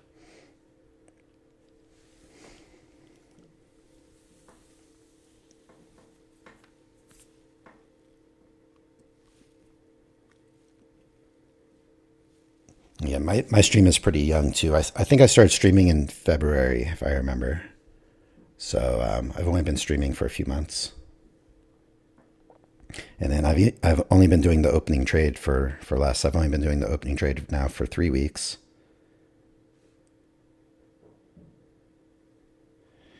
Do you think it'll be fun trading in person? I don't know. I don't know. I think that'd be weird. I think it would mess me up personally. I like trading on my own. I used to be in a bunch of Discords like I was in a private Discord where everyone was sharing their charts all the time and like sharing, what they thought was going to happen. And it would just kind of messing up. It would kind of like mess up the way I was seeing the chart, like and giving me doubts if I see what someone else is thinking or doing. And then I have a different kind of idea. And also I trade for, I trade for like anywhere from like 10, 11 ticks to, 20 to 30 ticks typically. So like where I might be just trying to scalp out like a little move like that, other people are looking for bigger moves. And so, they might not like a long where I like a long because I'm just going for something really small. And maybe the market's not going to go long where I'm going long, but I'm just going for that little bit of a, blip on the radar, for my scalp. But then ultimately the market is still going down, but I don't mind counter trend trading in certain situations. So just, for me, I really like trading on my own. I try not to watch anyone else's stream live, but I do like to go back and watch as much as I can of other people's streams. After I'm done, I'll just kind of like high speed through a lot of them and skip through. Future Wealth says started streaming since January, but trading for a while now. Finally found my edge after 3 years. Nice. Are you trading under the name Future Wealth? Am I able to find you if I look you up? So check out your stream.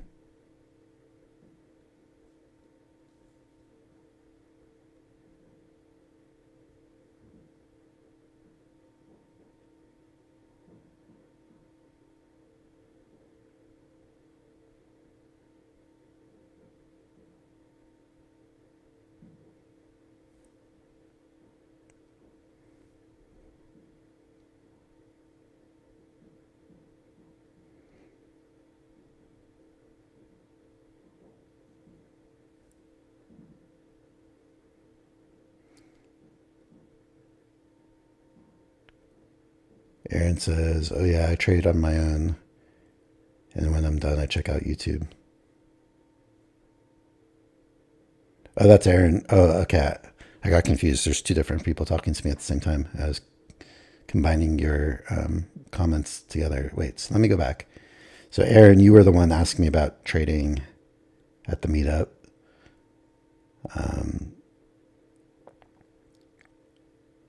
And then Future Wealth was talking about the streaming. Got it.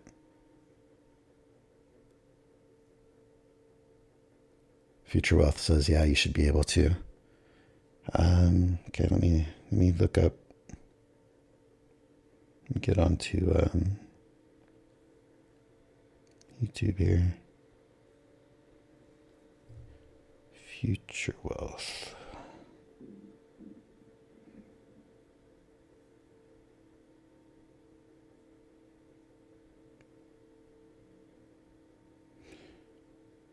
Do you know that there's more than one Future Wealth?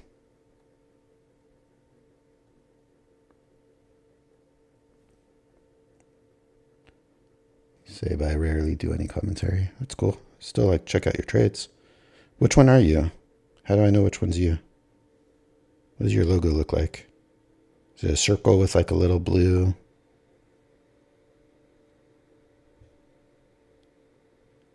What is that? Like a money bag? Is that you?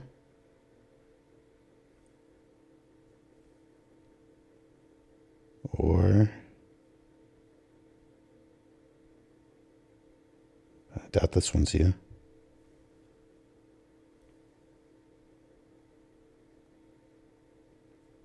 Then there's a Future Wealth Investments. That's probably not you. I'm going to say I'm going to guess you're the blue bag in the circle.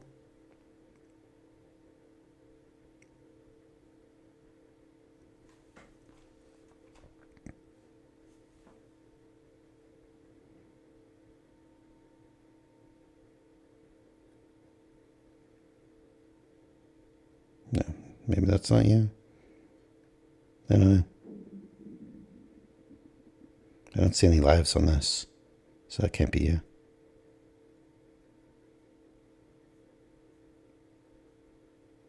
Oh, here's another Future Wealth. Are you have like a heat map? Like a guy looking at a heat map? Is that you? This is probably you, because there's lives.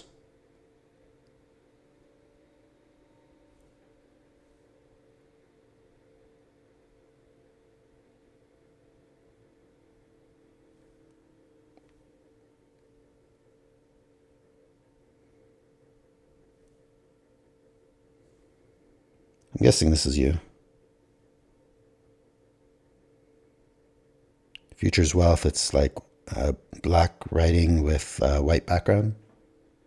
Footprint chart. Is that a footprint chart? Looks like a heat map. Do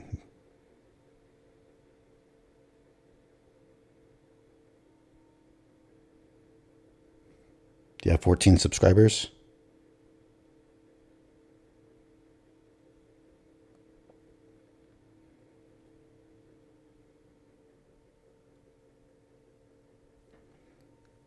Not paying attention to the market at all, but I mean, this thing has just been going straight up, right?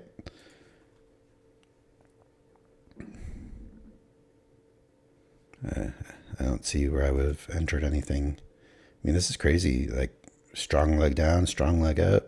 Like, what's the market doing? I got no idea. Yep, that's it. Okay, cool. I'm going to subscribe. Yeah, 15. Cool. I'll check this out later. I forget what you said. What's your trading style? You're more of a swing trader, right? Is that what you said? I forget. I'll check it out. Thanks for telling me.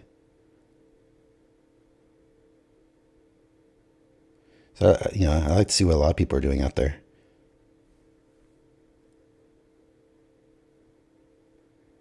Can always learn things from just all kinds of people. Sometimes people see certain things in a way that you've never thought about, and then it's like you can incorporate that into the way you look at the market. So, I mean, pretty much everything I'm doing now is like I take a little piece from one, the opening trade obviously is from the Alpine, and in my scalping, I've taken kind of the second entry idea from Mac, price action trading system. Look at this sell off. Wow. Triple test and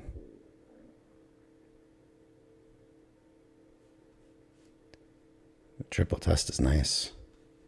I wasn't really paying attention when that was starting to happen.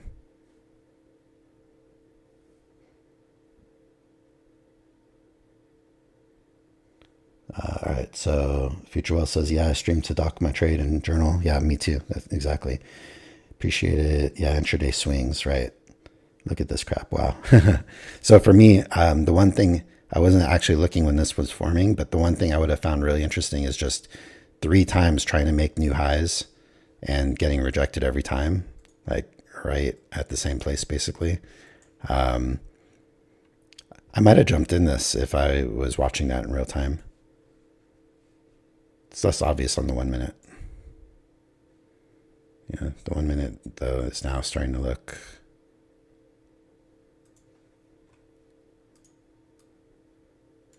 kind of like that.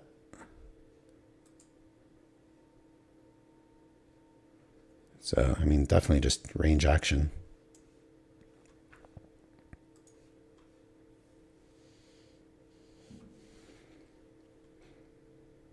Yeah, but I mean, this is like really, when you're seeing this like third rejection hard like that, it just seems like the market can't go higher. Daily. I mean, the daily still has room to my measured move. So according to the daily, it's possible to go higher. But this is like a point where you would think there would be at least some resistance, the old support on the daily.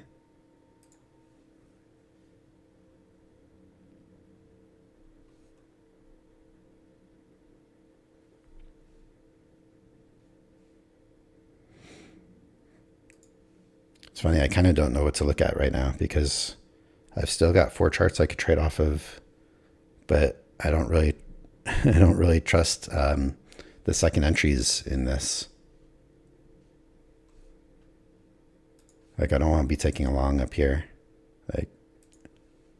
Like here's a second entry potentially forming up here. I don't want to take a long necessarily up here.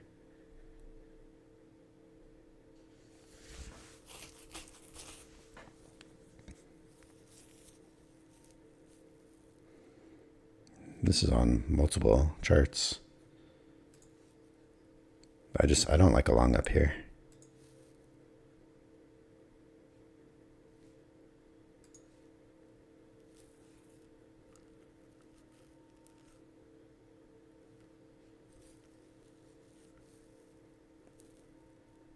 I don't know. I mean, especially when you see a rejection like this off the third attempt, it's like, I do not want to go long right into where it just rejected like that.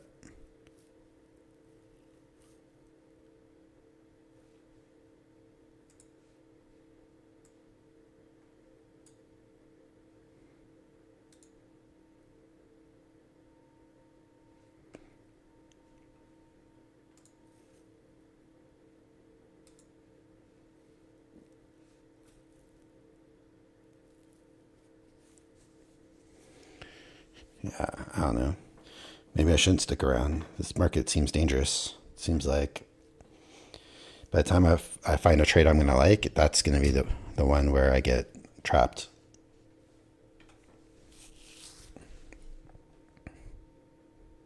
Because look at this. I mean, it's just literally been since the open. Here, let me do it from kind of here. Since the open, wait, I'm doing it with the wrong tool.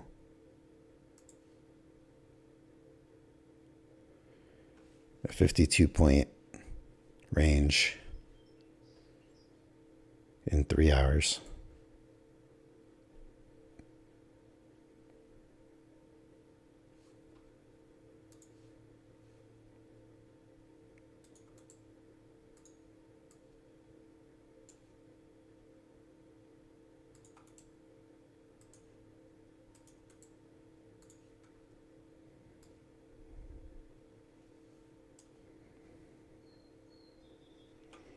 Future Wealth says, yep, nothing but traps today. Totally.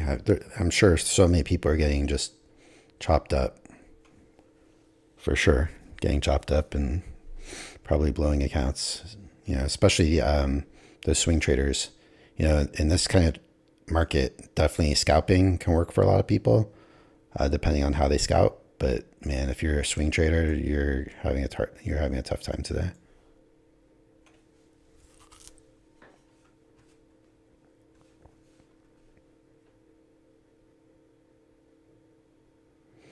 But even scalpers, I mean, maybe in this was like probably pretty good for scalpers, depending on how they trade.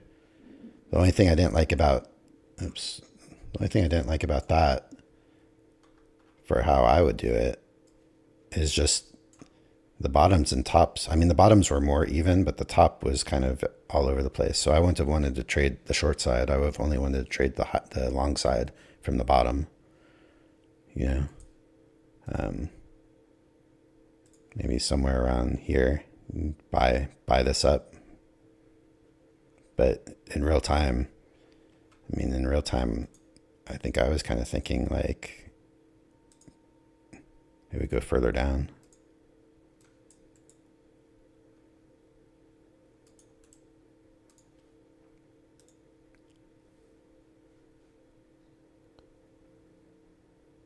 Alma says, yeah, someone has to be winning trades right now.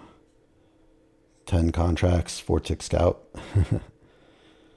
And Future Wealth says, yeah, now swing at all, just buy low and hopefully you don't stop. Oh, I see. Future Wealth says, yes, no swing at all, just buy low and hopefully you don't stop. Yeah. I mean, Alma, for me personally, I don't like doing like the 10 contracts, 4-tick scalp kind of idea, because if you're wrong, it doesn't take very much for you to blow up your account. I mean, it's only like, what, less than 60 ticks. like 50 ticks, blows up your account.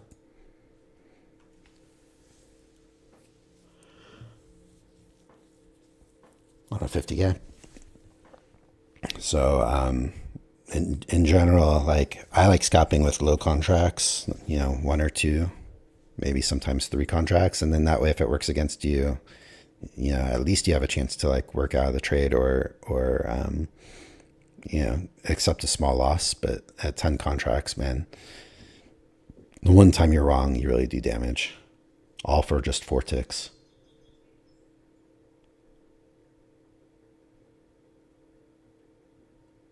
Future Well says, my bad, typing too fast. No, it's all good. It's all good. I just don't have a lot of, it's like Friday. Like to me, Friday, I didn't have a lot of confidence to trade. And today, just seeing how the market is, I don't have a lot of confidence to trade this. I do still have 4 charts that I would use for my scalping strategy. But also at the same time, I've had to change out 3 charts. So that means 3 or 4 charts, I forget. So, that means on 3 or 4 charts, there was an entry that was a loser. That if I was just kind of taking every chance I could get, I could have had 3 or 4 losers already today in theory. Although I think some of those losers happened at the same time. So maybe it'd only be 1 or 2 losers, but I really just don't have a read on the market. I prefer to trade when I at least have kind of a rough idea or read. The other thing I could kind of see is like, so it looks like we reached a measured move and hit kind of like resistance to go higher. But then if I make the measured move be from here, because that looks like one leg, then maybe the market is still going to try to attempt to get up here. That's another possibility, which probably lines up. Let's see, 18,140 with my daily target. Daily target's even higher, 18,200. So it's possible we're still going up.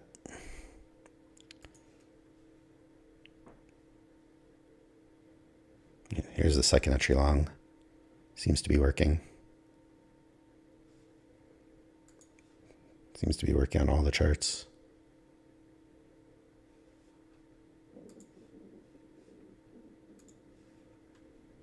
But I don't feel good about entering long right into the resistance of the highs, even though my scalp is small. It looks like it would have worked. I don't like that trade.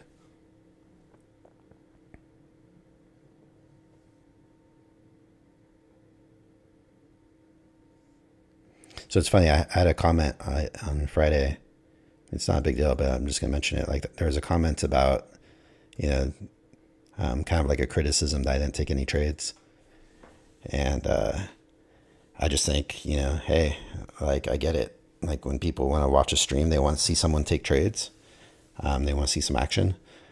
And it's not very exciting when someone's just talking and not taking trades. But I mean, I can't trade when I don't have a trade. And I'm not going to change what I do just because I'm streaming. So,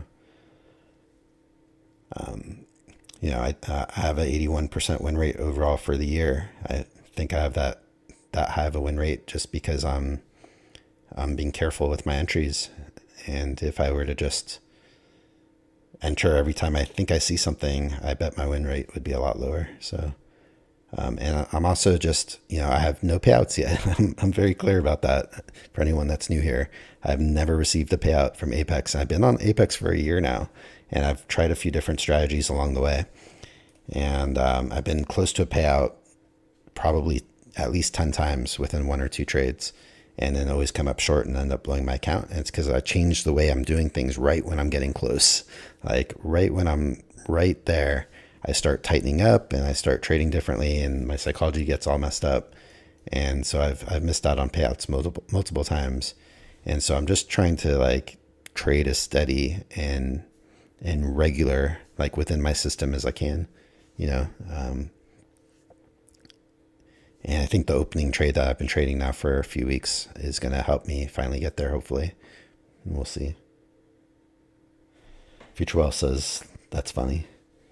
Yeah, I mean, people just, I get it. Like, I feel like the criticism is fair enough. Like, if you're streaming, like, why are you streaming if you're not taking trades? But I mean, look, I've got a lot of accounts here.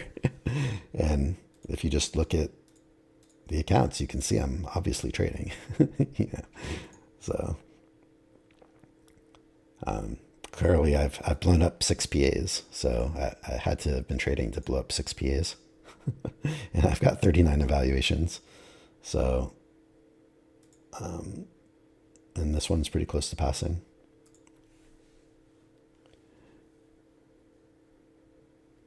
Futurewell says they should go to the casino if they want to see gambling. Yeah, exactly.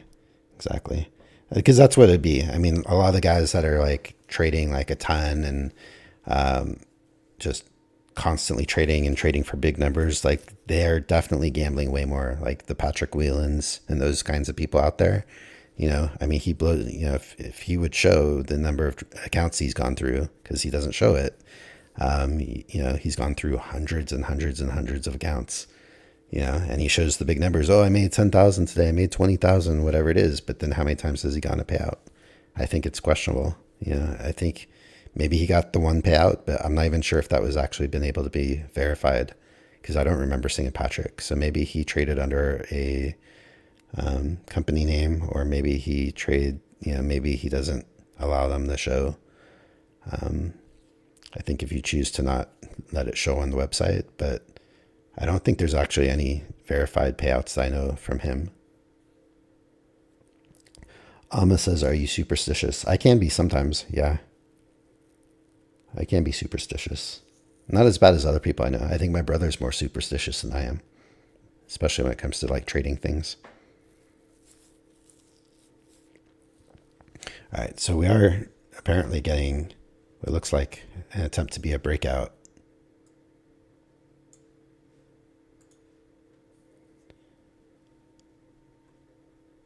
So maybe we're headed for this bigger measured move. And again, that second entry long would have worked, room to the highs, but I just not feeling it. Futurewell said, wow, I wanted to buy the low. Yeah, I mean, even here, like I wouldn't have been comfortable with trading this. I like trading off of like a level like the opening price. That's what this white dashed line is.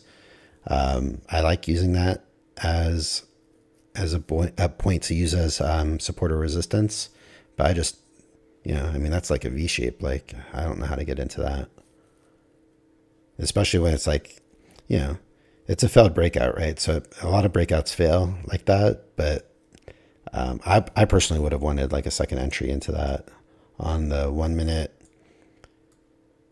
I mean, there's just not like anything clear to me to get in there. We really only have the one level of the opening price to get into that trade, if you trust it. I guess it's not like a huge risk. And like 38 ticks if you use this as a stop. But this is the kind of thing I'm watching more now, because I want to see if I want to fold this into my trading a little bit more, trading on the 1 minute. Because on the 1 minute, honestly, I can make an argument to take a trade off of there, off of the opening price. Futurewell says, but I stuck to my rule and called it for the day. Yeah, I mean, that's the thing, right? When you're feeling some sort of way for the market for the day, it's like, how do you, just because you see something you like, if you're already feeling like you want to call it, you're just better to call it. Most people, they get into real trouble. And I've done this in the past where I'm like, okay, I'm going to call it for the day. I'm not going to trade anymore. And then you see something, it's like, oh, but I want to trade that. And you just talk yourself into it or impulsively take it. And then you end up being wrong and taking a loss that you don't want to take. And then it really just messes with your mind, right? And you're thinking about it for the rest of the day, beat yourself up. And then, maybe it starts triggering you to have other bad trades for the same day, or maybe you come back the next day and still feeling some sort of way and trade bad because of it. And it's just not worth like the toll it takes on your psychology to do that. That's what I've learned in my trading anyway. I just, when I feel like it's time to call it for a day, like that's it, like done, and really I'm going to give this a little bit more time, maybe another 15, 20, 30 minutes. and just watch, but I'm not going to be eager to take any sort of trades.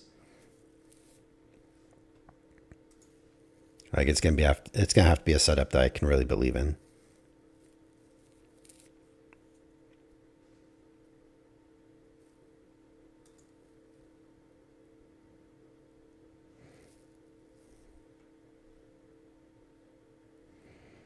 Like here, in fact, like this might trigger a second entry short. It might trigger and trap the shorts here as like a failed breakout, because this seems like it wants to get up to that next measured move. So the second entry worked here on a really bad signal bar, but I'm kind of watching this. What's the 1 minute look like?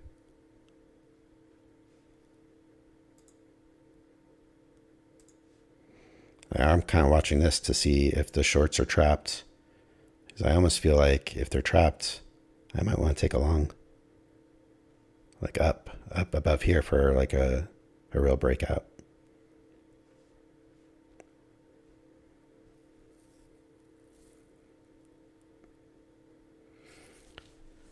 All right, Future Wealth. Future Wealth says he's shutting it down. Have a good day. Hope you have a good one too. Thanks for coming by, and hope you'll come by again. It's nice having you in the chat.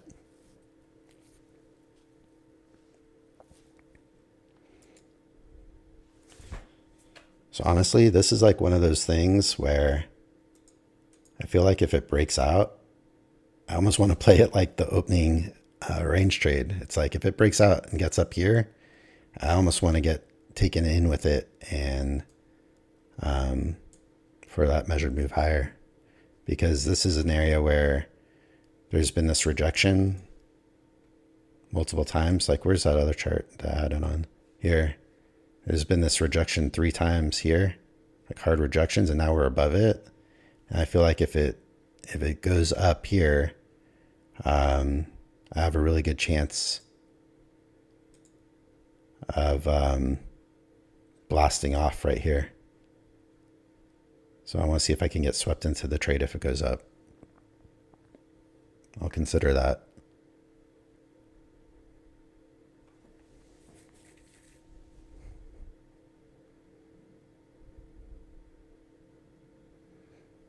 Or if it just gets stuck and goes down, then that's fine.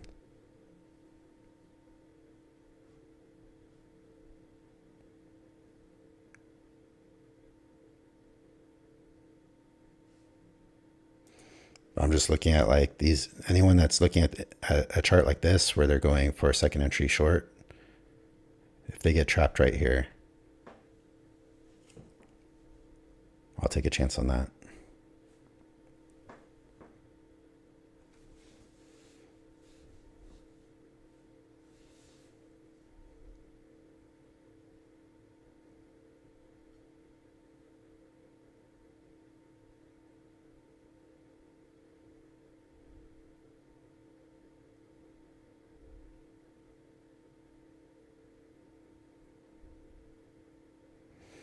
This kind of trade would be outside of my normal system if this does happen and I take it, but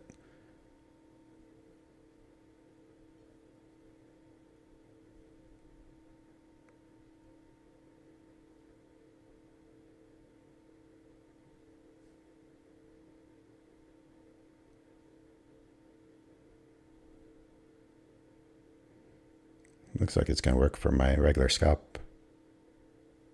Just shy of it, maybe.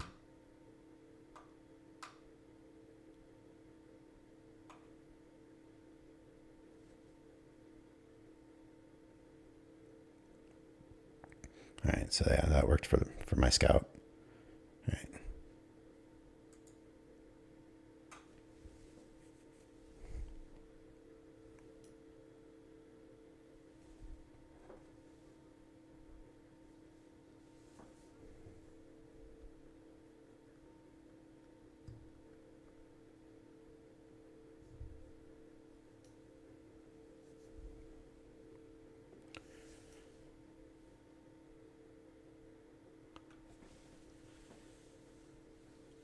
Says short scalp question mark.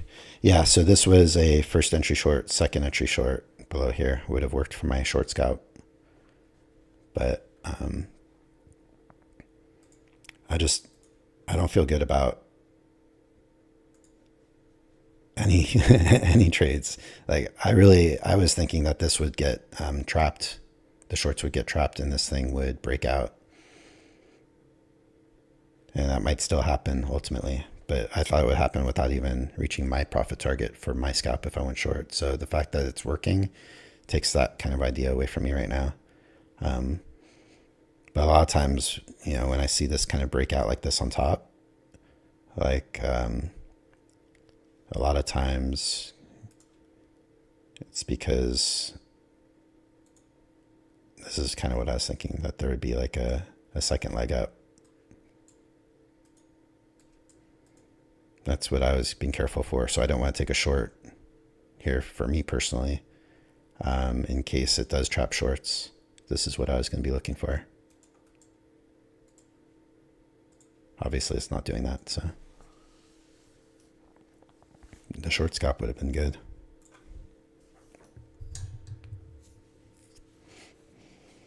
Again, I mean, this market is just in a range and it's trying multiple times to go higher and it keeps getting rejected. And it's just been choppy.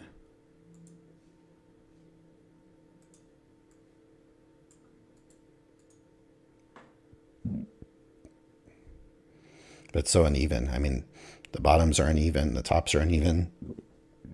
And it just feels like one way or the other is going to break, but I don't know. I don't know when or how. Not my favorite kind of market conditions for sure.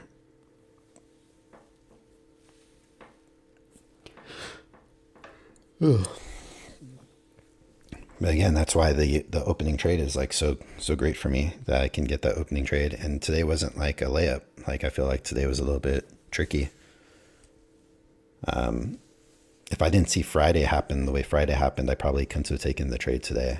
But just based on how I saw Friday's action, I was like, okay, it's basically the same play. It gave me a lot of confidence to take that opening trade today. Back here,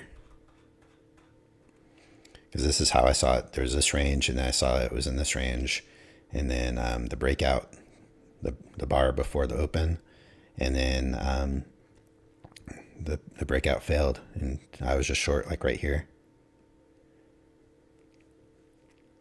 It turned into an easy trade, but the way it broke out like this right before the opening, it was exactly like Friday, and then the short worked Friday too. So I was like, okay. To me, this is like a no-brainer. Felt really natural based on Friday's action. Amma says, how are you making those lines with an indicator? Yeah, I have an indicator that puts like a toolbar up here. And but it's not a free indicator. I got it from maxpriceactiontrading.com. So I don't show it because I don't want to show things that like someone would have to go out and buy. So anything that I use that's like a paid thing like that, I'm not showing it because I don't want to tell people to go spend their money on something.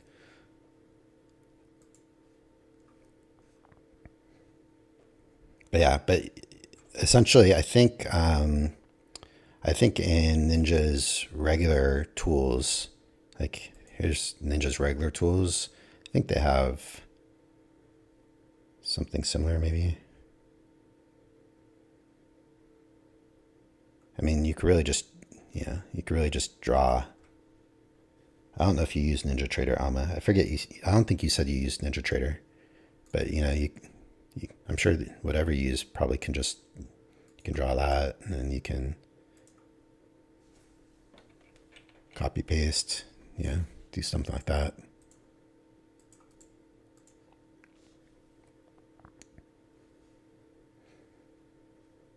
What platform do you use, Alma? I forget if you told me.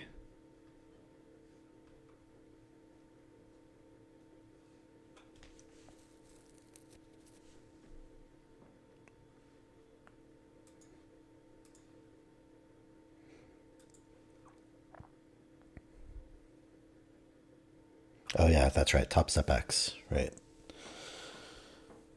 Yeah, I don't know anything about Top Step X. I think it's kind of like a kind of similar to like Trade maybe. Yeah. I don't know how good any of that stuff is as far as for charting and drawing and that kind of stuff.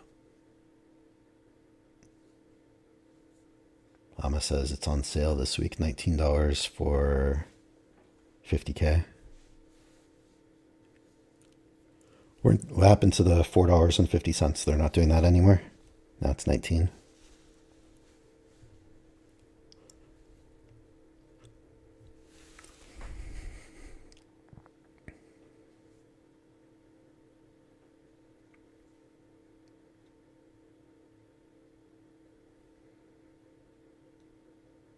Did Top Step make it possible to trade more accounts yet?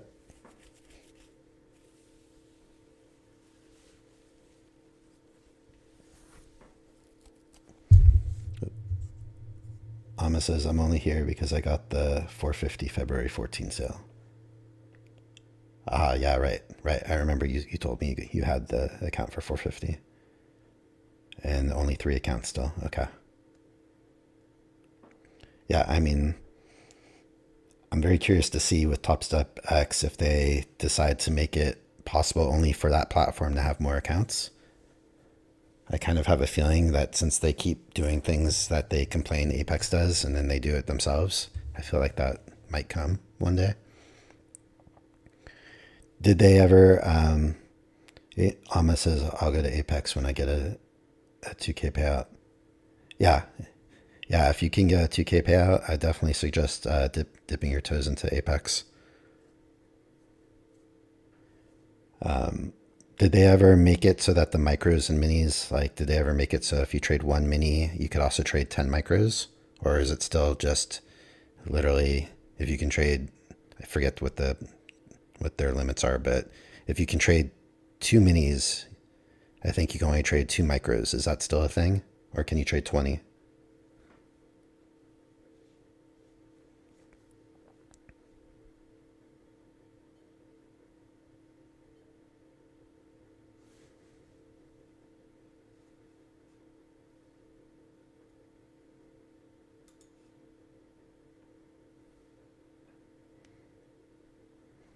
Only on Top Step X 1-to-1. So what does that mean when it's 1-to-1? Is that what I'm talking about? Is that like when you can do 1 mini or 10 micros? They don't want to trade micros that way. Oh, so if you can trade two minis, you can only trade 2 micros. Is that what that means? I think that's pretty dumb. They need to change that if that's the case. Because micros are literally 1/10 of a mini, so it just doesn't make sense. Oh, I see. Okay, so Amma says you can now trade one mini to 10 micros on Top Step X only. Okay, so that's how they're trying to get people to use Top Step X. It's another way. They're doing the cheaper entry price, and then they're also allowing, the correct number of micros per mini, finally, because they didn't have that before on their platform. So they're definitely they're definitely putting some good incentives out there to get people to trade on X. So they're smart in that way.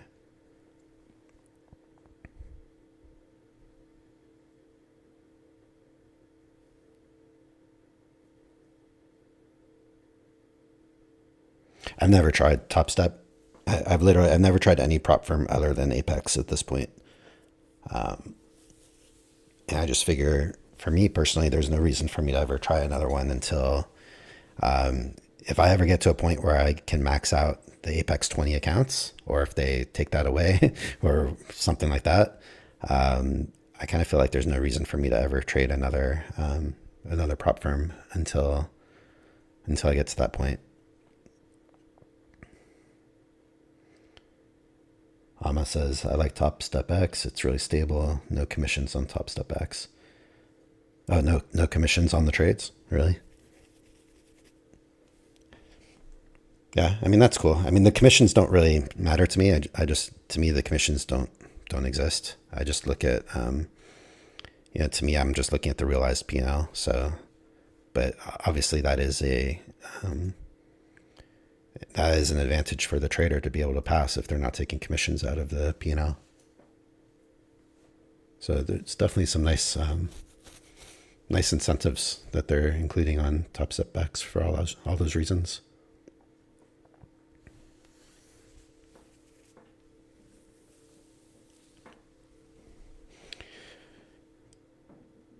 All right, so on this chart, there's already been a first entry long. Kind of weird because it went up and then it closed all the way down here. So if it goes up again, it's kind of like a second entry long, but I don't like that.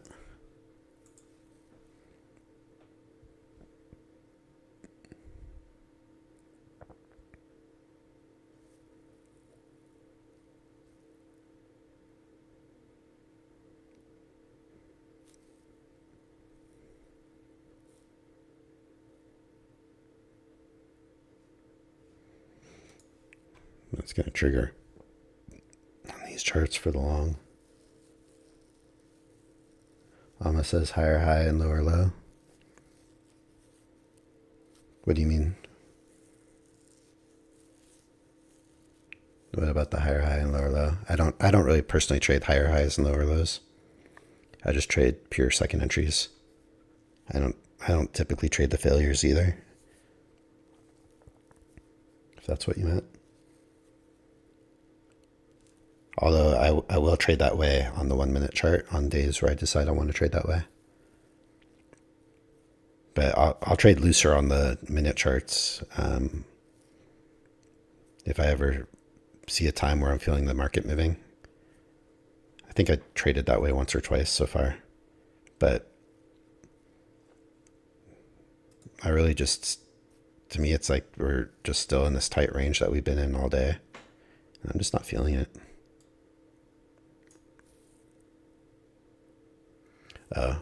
Ama says, like, is this a trend now? No, to me, this is still just in this range. I mean, the reason why people get chopped up, like for me, it's like you expect one leg up, you expect a second leg up. But if the range is rock solid and holding and it can't break out, and it already failed to break out once, then it won't reach those destinations, right? Or it'll fail to reach those destinations enough times that it'll just send it barreling the other way. So I have a really hard time trading these because it feels like it's a trend, but it's technically it's not a trend. You're just still sideways. I mean, look at this from the market open to the point that we got kind of in that level of range to where we are now. It's been 3 hours and 47 minutes. Going between 18,125 at the high. At the low, we were at like 1870, but 3 hours, almost 4 hours sideways. So I don't think it's a trend.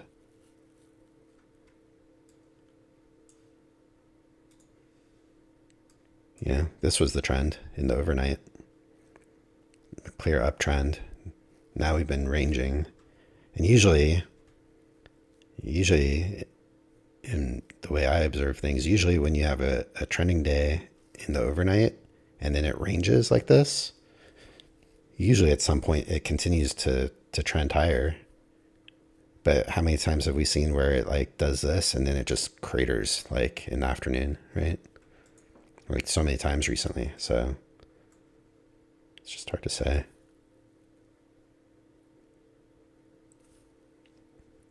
I just don't trust it. Like this was a second entry long. It still hasn't reached my profit target yet. Second entry. It's not a second entry long on this chart.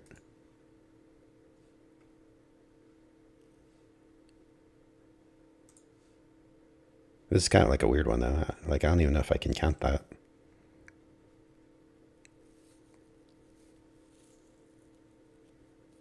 So I don't know. To me, it's just like, just mad confusion and chaos all day. Just choppy, and I don't feel confident in any trade here. I don't feel confident on any chart. Look, this is looking like a head and shoulders. Shoulder here, head here, shoulder here. I don't really play that, but I'll tell you what, if it breaks down below like the neckline, like, yeah, I definitely think that this thing, if that were to happen, you know, I'd be looking for this.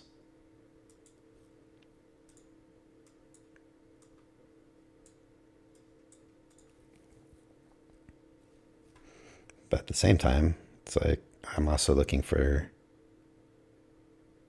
this. So I don't know what's going on. Just mad confusion.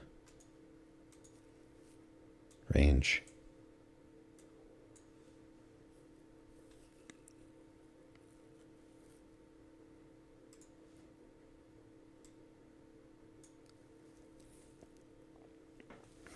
Amma says, yeah, I wasn't expecting such a range day today.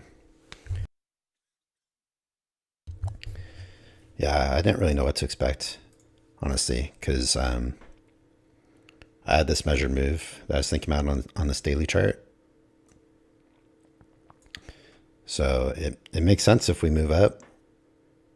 You know, it was strong in the overnight, and it doesn't seem to be able to be brought down. So it makes sense that we can keep going up. But I was also aware of like this level that was support all the way back here, that could be resistance over here. So it's just kind of in like a hard spot in the chart overall.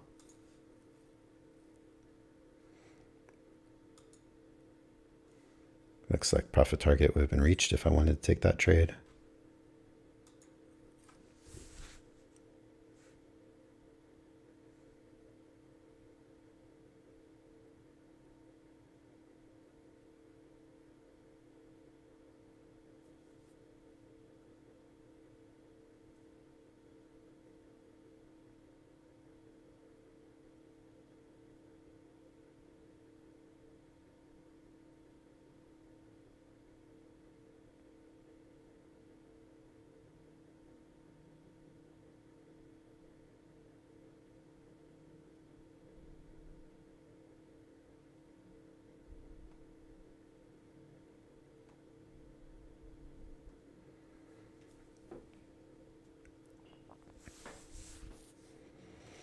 I mean, at this point, I don't even know why I'm still here.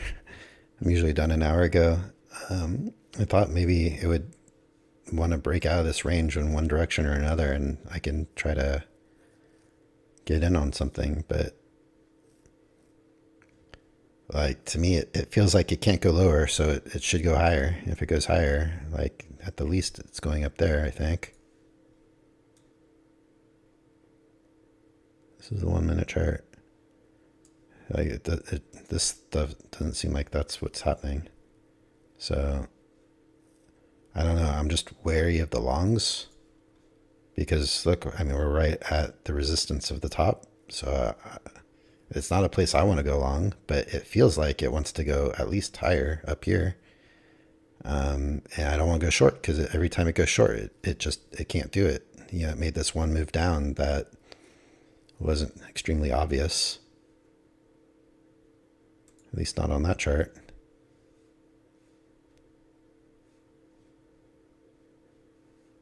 Not on any chart, really. So, I don't know. I'm getting ready to just call it a day. Be happy I got that opening trade in the books, and you know, that opening trade's going to really help me on days like today where I can't get trades otherwise. I mean, I could have got trades today, but I just wasn't confident to take them.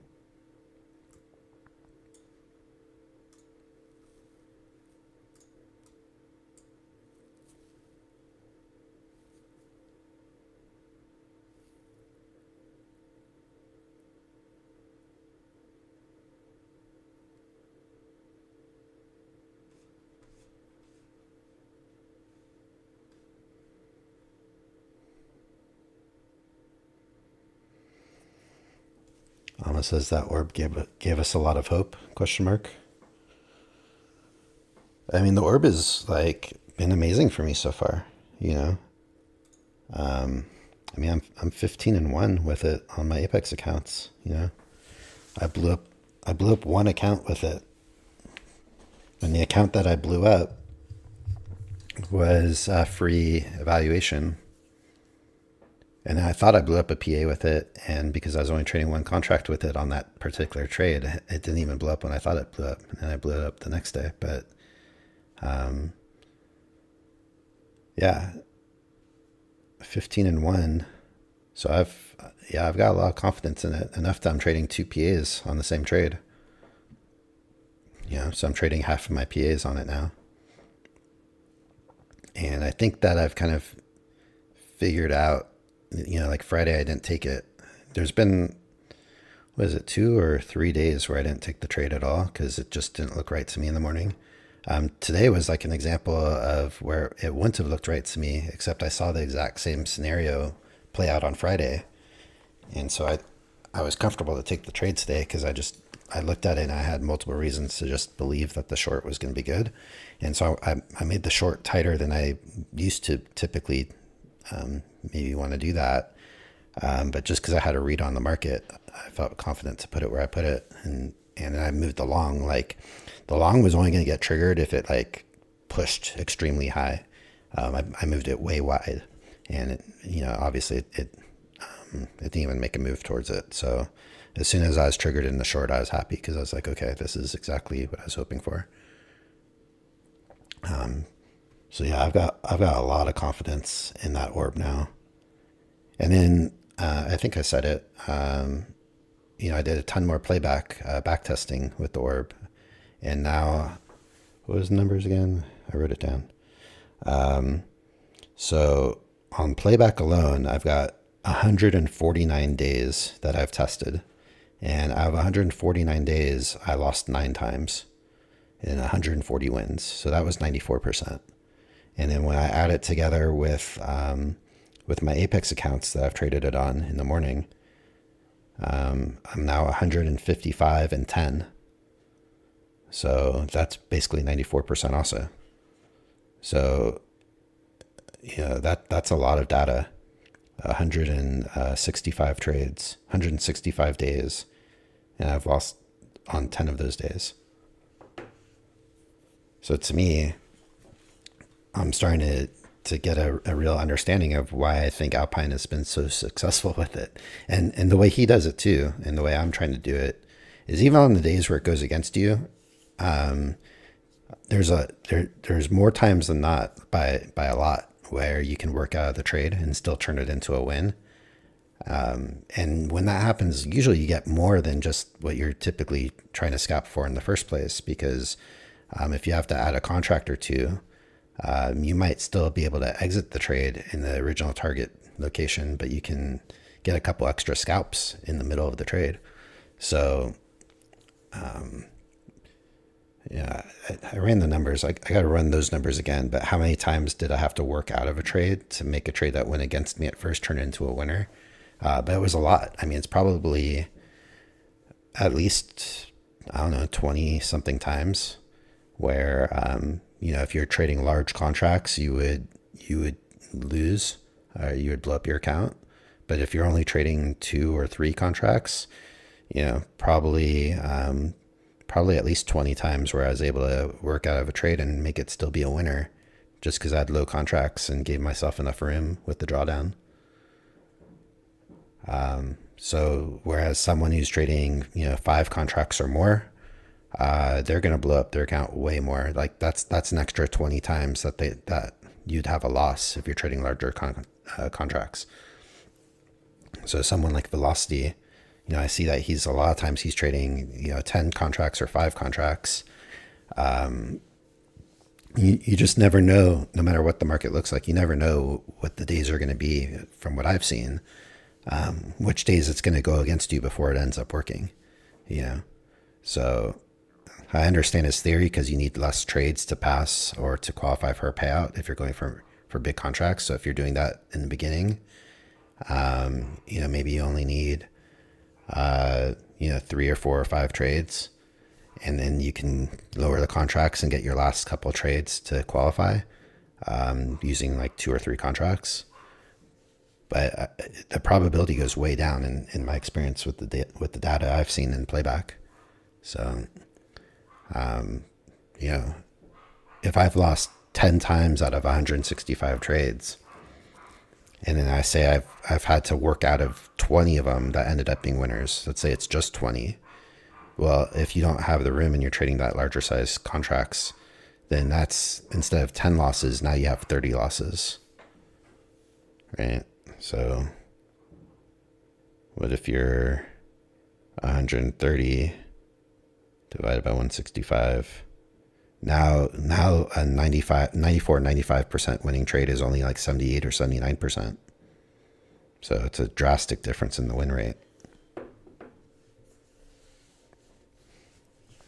I think a lot of people don't really realize that. That's why Alpine is kind of a genius. I don't know if I want to call him a genius, but I appreciate him, but I'm not like just a total fanboy or whatever. But he's really smart because he found the right number of contracts to trade with the drawdown, like with the right trade, with the opening trade, and the right number of ticks. Like he obviously tested it a lot more than people understand or realize. Like for him to have like found the way he trades it, where he's so consistent, where he's literally, he's like a 98% trader with it. I think he's lost 3 times. So he's probably like 97 or 98% with it overall on his Apex accounts. So for him to have like honed it down to that, and that's since November, because I know before that he lost a lot more with it. So he really had to like mold it into what it became for him. And I just think that he found a real sweet spot with it. So that's why I trade it the way I trade it too, because to me, the numbers are the numbers, and you start messing with it and the numbers are not going to be those numbers. They're going to be different. Alma says, awesome. The orb is going to bring a lot of new traders. It's weird though, because honestly, I don't think it will, because the orb has existed for a long time, right? Like Alpine didn't invent it. He's just like the one having a lot of success that's putting it out there, and we can see that we could see his success. He's been very transparent with that aspect of it, and so I think a lot of people are going to have interest in it. But then you look and you see all these people that they can't handle risking their whole account. And in my opinion, I just agree with Alpine in the way he's doing it. In my opinion, the only way to have success with it, honestly, I think, or at least the kind of success that he's having, is to risk the account, because that's where you get that extra, 15 to 17% probability in your favor, is because you have that full drawdown. When you're doing 2 or 3 contracts. And, that is the difference of like being 78% with it versus being 97% with it, in my opinion. So I think there's a lot of people out there that will want to try the orb, and they won't have the stomach for it. They'll either get unlucky, and lose and blow up their account, or they won't really understand the strategy well enough yet. And so they'll blow up their account, or they'll just get enough losses that they won't believe in it anymore and they'll give up on it. And so I think there's going to be a lot of people that try it and just fail, because they're going to change it. They're going to change more contracts. They're going to trade, going for different tick sizes. Maybe they're going for more ticks. Maybe, I think like Velocity guy, he trades for less ticks, but for more contracts. But it changes the probability of the trade. And, I think we've seen that he's blown up some accounts recently, and he's blown up more than Alpine has blown up in the same amount of time. And it's because his probability on the trade is less. I don't know if he realizes that or not yet. But it's math, right? It's like literally a math problem. Alma says, oh yeah, maybe it's the 20 accounts. Somebody told me Matt wasn't successful until the 20 accounts. Alma says, but it takes skill to get 20 accounts, right? I mean, it takes skill. It takes like, you know, I don't know how else to, but like confidence and bravery, you know, to be courageous enough to risk 20 accounts and on every single trade. I don't know that I'll ever be there, you know. I First of all, just with the technical problems, you know, on those days where Rhythmic doesn't work properly. I know you're on Top Step, so I don't think it's Rhythmic on that. Maybe it is. I don't know. But you know, when there's just those technical issues, like I don't want a technical issue to risk all 20 accounts in one shot, for one thing. But yeah, it's true. I mean, Matt was trading on Top Step and he wasn't getting payouts until he went to Apex. I think Matt is like the prime example of like, yeah, I think he was getting payouts, but they were small, right? He was getting small payouts on Top Step. But then yeah, when you can multiply it by 20 accounts, that's why Apex is the leader, in my opinion. But yeah, it takes like more than skill, and it takes more than like it takes like a psychology to be able to handle the risk of blowing up all those accounts in one shot. Because you know, to have 20 accounts, you know, that's, you know, you're basically looking at you know, that could be like $4,000 that you've invested for those 20 accounts, you know, in general, by my numbers. You know, if it were me, it would probably take about $4,000 in fees to get to acquire 20 accounts. So then if every trade you take, you're risking all 20 accounts, you're risking $4,000 of fees on every account.